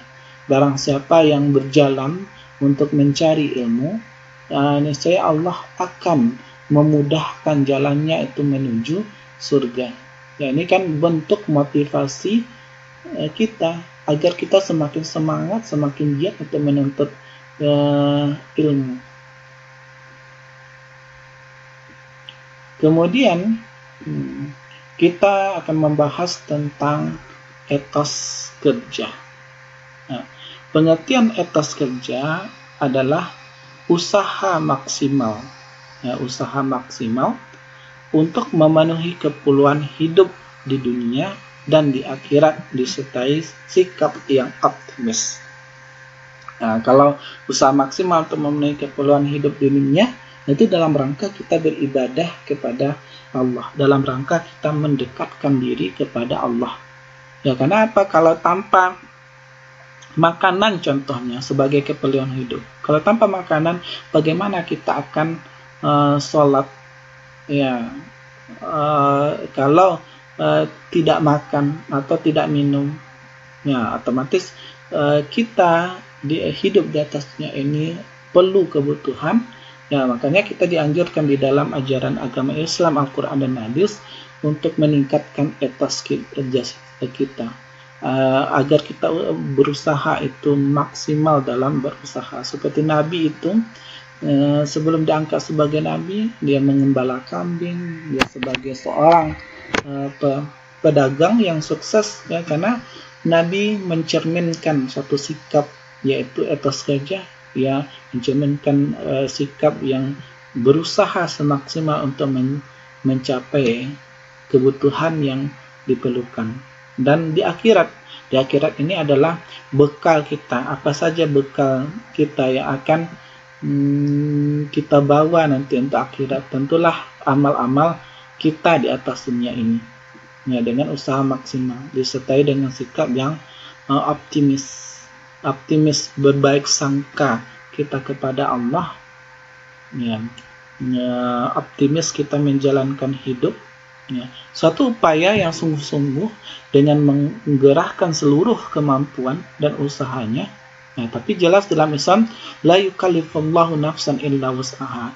Allah tidak membebankan seseorang itu kecuali sesuai kemampuannya. Artinya di sini ada keseimbangan di dalam Islam. Kalau tidak mampu, ya tidak apa-apa. Kalau tidak mampu, tidak ada pembebanan syariat, pembebanan hukum tidak ada kalau tidak mampu. Tapi yang jelas di sini Islam menyuruh kita untuk berupaya sungguh-sungguh menyerahkan seluruh kemampuan semampu kita dan usaha untuk memenuhi kebutuhan baik jasmani atau rohani sebagai bukti bentuk pengabdian diri kita kepada Allah Subhanahu wa taala. Ya, ini contoh etos kerja, ya, di dunia pekerjaan. Etos kerja itu di dalam Islam. Ini Bapak berikan gambar Anda supaya Anda lebih memahami. Setiap orang berikhtiar, berusaha di sini maksimal untuk memenuhi kebutuhan hidupnya, baik jasmani maupun rohani. Kebutuhan jasmani antara lain makan, pakaian, dan tempat tinggal. Sedangkan kebutuhan rohani diantaranya ilmu, pengetahuan, dan nasihat. Kebutuhan jasmani dan rohani itu akan diperoleh apabila manusia mau bekerja keras, kemudian berdoa sehingga Allah memberikan nikmat dan rezekinya. Nah, tanpa etos kerja, performamu itu bisa dianggap buruk. Nah, ini diperlukan bagi Anda yang manajemen bisnis, kemudian yang ekonomi, ya Anda mesti harus memiliki etos kerja, karena tanpa etos kerja ya performa bisa tuh dianggap buruk, bisa jadi ujung-ujungnya Anda dipecat kalau tidak memiliki etos kerja dimanapun Anda itu bekerja. Kemudian dalil nakli tentang etos kerja. Pertama, Quran surat Al-Jumu'ah itu ayat 10. Faiza qudiyatis sholatu fantashiru fil ard. Apabila itu telah ditunaikan sholat, maksudnya itu sholat Jumat kalau kita maknai tafsirnya, maka bertebaranlah fantashiru fil ard, maka bertebaranlah kamu itu di permukaan bumi. Waqtagu min fadlillahi, maka carilah karunia Allah. Wazkurullah, dan ingatlah Allah sebanyak-banyaknya, la'allakum tuflihun, agar kamu itu beruntung. Ini kan berkenaan dengan etos kerja. Bertebaranlah kamu di muka bumi ini mencari rezeki ya Allah. Ini Al-Quran menganjurkan kita memiliki etos kerja yang baik itu dalam hal bekerja. Kemudian Quran surat At-Taubah ayat 105, wa qul i'malu fasayarallahu amalakum wa rasuluhu wal mu'minun, dan katakanlah bekerjalah kamu, maka Allah dan Rasulnya serta orang-orang mukmin akan melihat pekerjaan itu. Wasaturaduna ila alimil ghaib wasyahadati fayunabbiukum bima kuntum ta'lamun. Dan kamu akan dikembalikan kepada Allah yang mengetahui akan yang gaib dan yang nyata, lalu diberitakannya kepada kamu apa yang telah kamu kerjakan. Kemudian ada juga yang berasal dari hadis Nabi, hadis riwayat Bukhari, ya, bahwasanya itu Nabi bersabda, tidak ada makanan yang lebih baik. Kalau ahadu ta'aman qattu khairan min ayyakula min amali yadaihi, tidak ada makanan yang lebih baik itu bagi seseorang melebihi makanan yang berasal dari buah tangannya sendiri. Wa inna nabiyallah Daud kana ya'kulu min amali yadihi, sesungguhnya Nabi Daud alaihissalam makan dari hasil tangannya sendiri.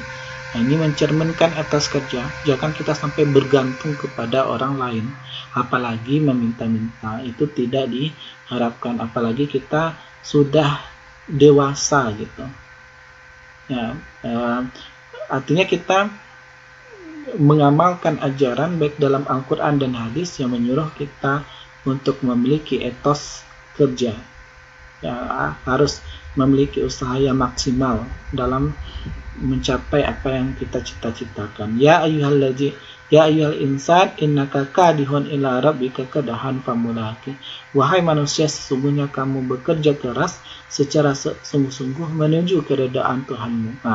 Yang diharapkan bekerja, ya, kita tidak ada ayat yang memerintahkan kita menumpuk harta sebanyak-banyaknya, ya, hanya untuk diri kita. Ya, tidak ada yang seperti itu. Ya, kita diperintahkan bekerja keras. Prosesnya itu akan dinilai oleh Allah. Dan catatannya di sini, kalau kita itu dalam hal bekerja, ya, yang pertama yang harus kita tekankan ikhlas, yaitu untuk mengharapkan keridhaan Allah Tuhanmu. Begitu juga Ananda kuliah. Ya, kuliah yang pertama kali, jangan Anda beranggapan untuk mencari pekerjaan, jangan. Tetapi Anda masuk kuliah ya untuk mencari ridhonya Allah, ya, bekerja keras dengan sungguh-sungguh. Ya, kalau itu Anda laksanakan, ya pekerjaan itu akan mendatangi Anda sendiri. Jika Anda bekerja keras dan jika Anda ridho, jika Anda ikhlas itu dalam hal bekerja, terpenuhi syarat ini, Allah akan memberikan bonus berupa kepada Anda berupa pekerjaan, supaya Anda tidak menganggur. Lanjut. Ya, Rasulullah bersabda, sesungguhnya Allah mencintai salah seorang di antara kamu yang melakukan pekerjaan dengan itqan, tekun, rapi dan teliti. Hadis riwayat Baihaqi. Contoh seseorang dengan etos kerja yang tinggi. Rasulullah SAW menjadikan kerja sebagai aktualisasi keimanan dan ketakwaan. Rasul bekerja bukan untuk menumpuk kekayaan duniawi. Beliau bekerja itu untuk meraih keridaan Allah Subhanahu wa taala.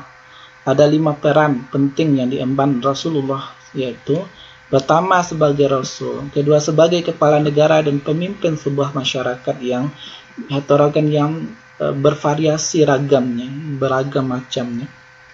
Ketiga, sebagai panglima perang selama hidup tak kurang dari 28 kali.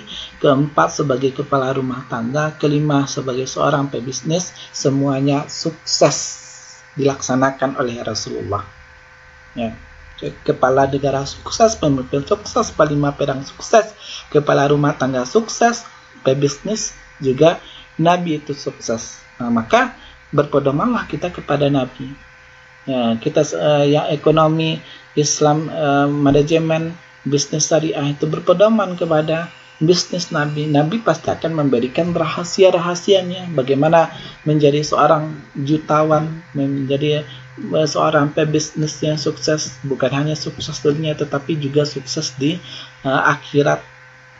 Ya, contoh perilaku etos kerja. Belajar dengan giat dimaksudkan untuk mencapai masa depan yang baik, karena dengan belajar itu akan mampu menjadikan individu menjadi pandai, serta mampu menghadapi berbagai persoalan dalam pelajaran, serta akan mampu menjadikan individu tersebut menjadi lebih tinggi, karena dengan ilmu Allah akan meninggikan derajat orang tersebut.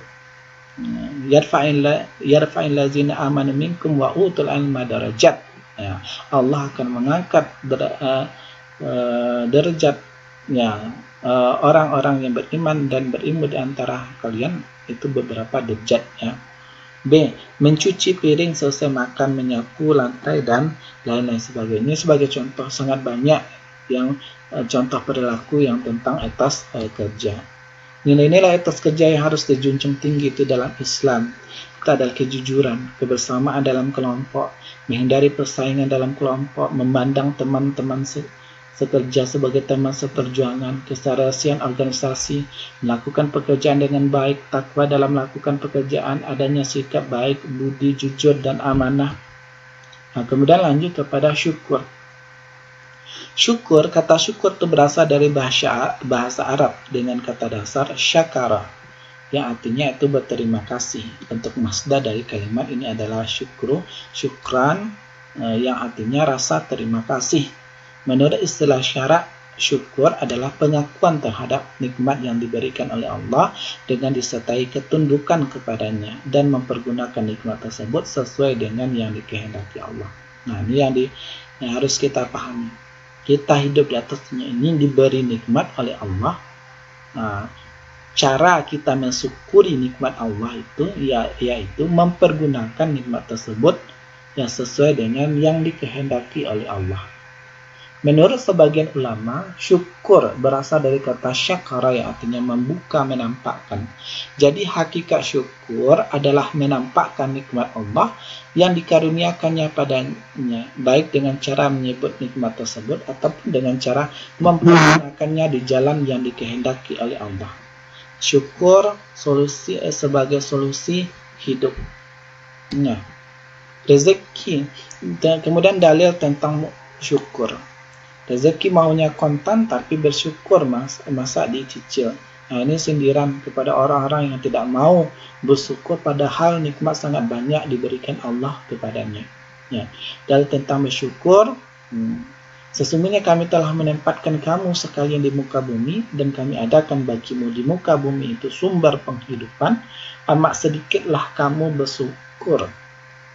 Nah, coba Anda tinggal di planet Mars umpamanya, tidak ada di dalamnya sumber kehidupan. Nah, kita hidup di bumi, segalanya ada. Nah, sumber penghidupan bagi kita. Wajarlah kita itu bersyukur kepada Allah Subhanahu wa taala. Tetapi di fakta kenyataan di lapangan hanya sedikit yang bersyukur. Nah, jangan kita menjadi orang yang kufur nikmat. Wa ista'azzana rabbukum la in syakartum la azidannakum wa la in kafartum inna azabi lasyadid. Dan ingatlah ketika Tuhan kamu memberitahu, demi sesungguhnya jika kamu bersyukur, niscaya aku akan tambahkan nikmatku kepada kamu.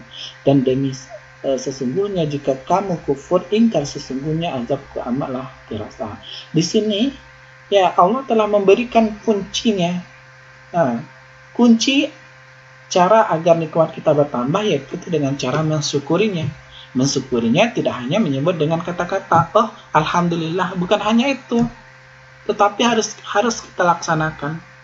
Nah, kita disuruh bersyukur, kita ada uang, ya kita tabungkan sekarang, ya, biar nanti kita tamat S1 nanti bisa nyambung S2.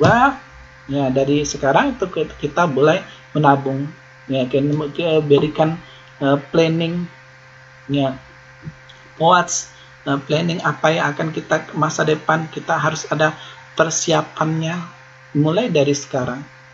Nah, nanti kalau kita sukses itu semuanya akan mudah itu bagi kita. Ya, ini yang bukti, sangat banyak buktinya bahwa siapa yang bersyukur itu Allah akan berikan nikmat kepadanya. Allah tambah nikmatnya kalau dia bersyukur.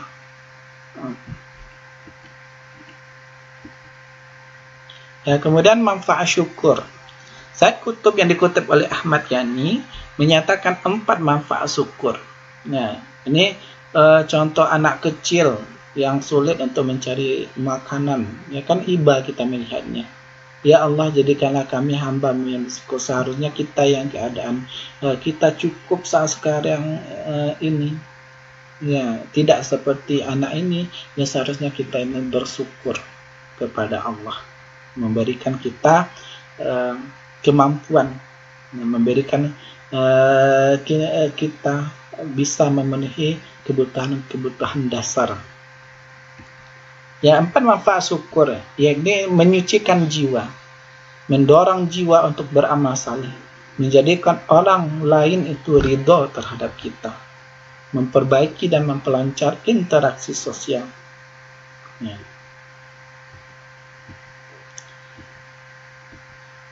Tata cara menyatakan syukur. Menurut Abu Bakar Abdullah bin Muhammad, berikut cara-cara menyatakan syukur.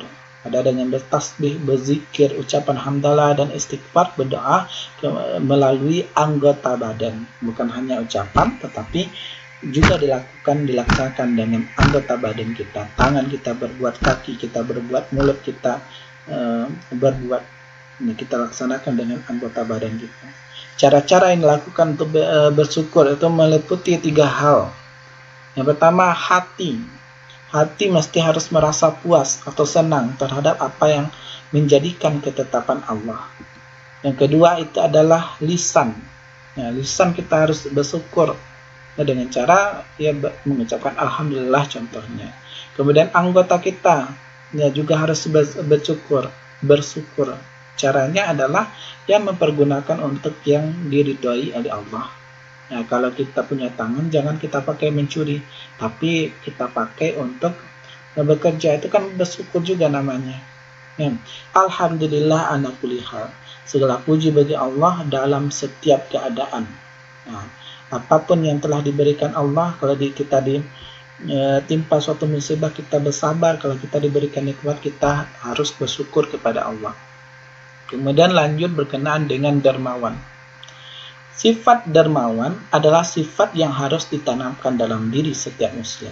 Ya, harus kita, mau si A, si B, mau si miskin, mau si kaya, kita berasal dari status ekonomi yang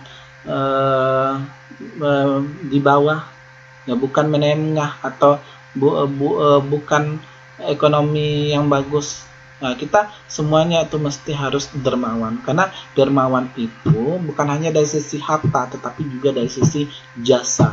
Ya. Sifat dermawan adalah sifat yang harus ditanamkan dalam diri setiap muslim. Menurut Kamus Bahasa Indonesia, dermawan diartikan sebagai pemurah hati. atau orang yang suka berderma, suka memberi, suka beramal, dan suka bersedekah. Ya. Menurut istilah dermawan bisa diartikan memberikan sebagian harta yang dimilikinya untuk kepentingan orang yang membutuhkan tanpa ada paksaan. Nah, dalil tentang dermawan. Nah, Allah melipat gandakan ganjaran kepada orang yang bersedekah. Nah, orang bersedekah ini kan bukti bahwa dia adalah dermawan. Ya. Bandingan masalul ladzina yunfikuna amwalahum fi sabilillah kamathali habbatin ambatat sab'a sanabila fi kulli sumbulah mi'ata habbah wallahu yudha'ifu liman yasha'u wallahu wasi'un alim. Bandingan derma orang yang membelanjakan hartanya pada jalan Allah ialah sama seperti sebiji benih yang tumbuh menerbitkan 7 tangkai. Tiap-tiap tangkai itu pula mengandung 100 biji, dan ingatlah Allah akan, nah ini janji Allah ya, janji Allah pasti akan ditepati, berbeda dengan janji manusia, kadang ditepati, kadang tidak. Kalau Allah berjanji, pasti Allah akan tepati. Apa janji Allah di sini? Allah akan melipat gandakan pahala bagi sesiapa yang dikehendakinya, dan Allah maha luas rahmat kurnianya, lagi meliputi ilmu pengetahuannya. Allah itu maha tahu apakah kita dermawan atau tidak, apakah kita memberi karena ria atau tidak. Allah maha tahu. Maka karena Allah mengetahui segalanya, maka kita memberi itu harus ikhlas bersedekah. Yang ikhlas itulah yang akan dilipatkan oleh Allah Subhanahu wa taala. Kemudian keutamaan dermawan, hikmah menjadi seorang yang dermawan. Yang pertama itu adalah menyelamatkan seseorang itu dari kekufuran. Nah, kita bisa menyelamatkan orang dari kekufuran. Kadal fakru ayakuna kufran, yang terkadang yang seorang fakir itu terkadang karena fakirnya itu menyebabkan dia kufur, menyebabkan dia pindah agama. Nah, jangan sampai seperti itu. Makanya dengan kita bersifat dermawan, kita bisa membantu seseorang tersebut menyelamatkan dari kekufuran. Kemudian dapat itu mencegah kemurkaan Allah. Ya, jangan sampai Allah murka kepada kita. Kalau Allah murka, bisa jadi kita tidak diberikan rezeki oleh Allah. Bisa jadi kita dikasih cobaan oleh Allah berupa musnahnya harta yang kita miliki. Ya, jangan sampai seperti itu. Jangan sampai Allah murka. Maka cara agar dapat kita mencegah murkanya Allah yaitu dengan dermawan. Ya. Kemudian akan diberi kemudahan dari segala persoalan hidup yang dihadapi. Akan mudah kita berurusan, dimudahkan urusan kita oleh Allah. Kemudian dapat menghapus dosa dan diselamatkan itu dari api neraka. Kemudian mendapatkan pahala yang berlipat ganda. Nah, sedekah tidak akan membuatmu miskin. Sedekah tidaklah mengurangi harta. Nah, ini hadis sahih dari Nabi, hadis riwayat Muslim dan dari Abu Hurairah, bahwasannya sedekah itu tidak akan mengurangi harta. Dalam artian kita bersedekah menggunakan logika Al-Quran dan hadis, bahwa kita bersedekah bertambah. Kita bersedekah 1 bukan hilang 1, tetapi akan bertambah 2, 3, 4, akan berlipat ganda pahala yang akan kita dapatkan, ya, keuntungan yang akan kita dapatkan. Ini logika Al-Quran dan hadis. Ya, kemudian kita lihat karakteristik orang dermawan. Ya, yang pertama adalah memberi tanpa mengharapkan imbalan, ikhlas ya. Kemudian tidak mengharapkan pujian, oleh orang lain. Rezeki itu milik Allah. Semakin kita ikhlas memberi kepada orang lain, insya Allah dia memudahkan rezeki kita. Selalu ada kebaikan dalam berbagi. Jangan pernah merasa malu ketika hanya mampu memberi sedikit untuk bersedekah, karena selalu ada kebaikan dalam berbagi. Tidak peduli seberapa kecil yang kamu berikan. Nah, karakteristik orang dermawan selanjutnya memiliki perhatian besar terhadap orang yang menderita. Punya perasaan iba ya, terhadap orang yang menderita, sehingga dia membantunya. Ya, kemudian Ya, itu saja pembahasan kita. Kalau ada salah dan janggal, Bapak mohon maaf, dan Bapak sudahi dengan wabillahi taufiq wal hidayah. Wassalamualaikum warahmatullahi wabarakatuh.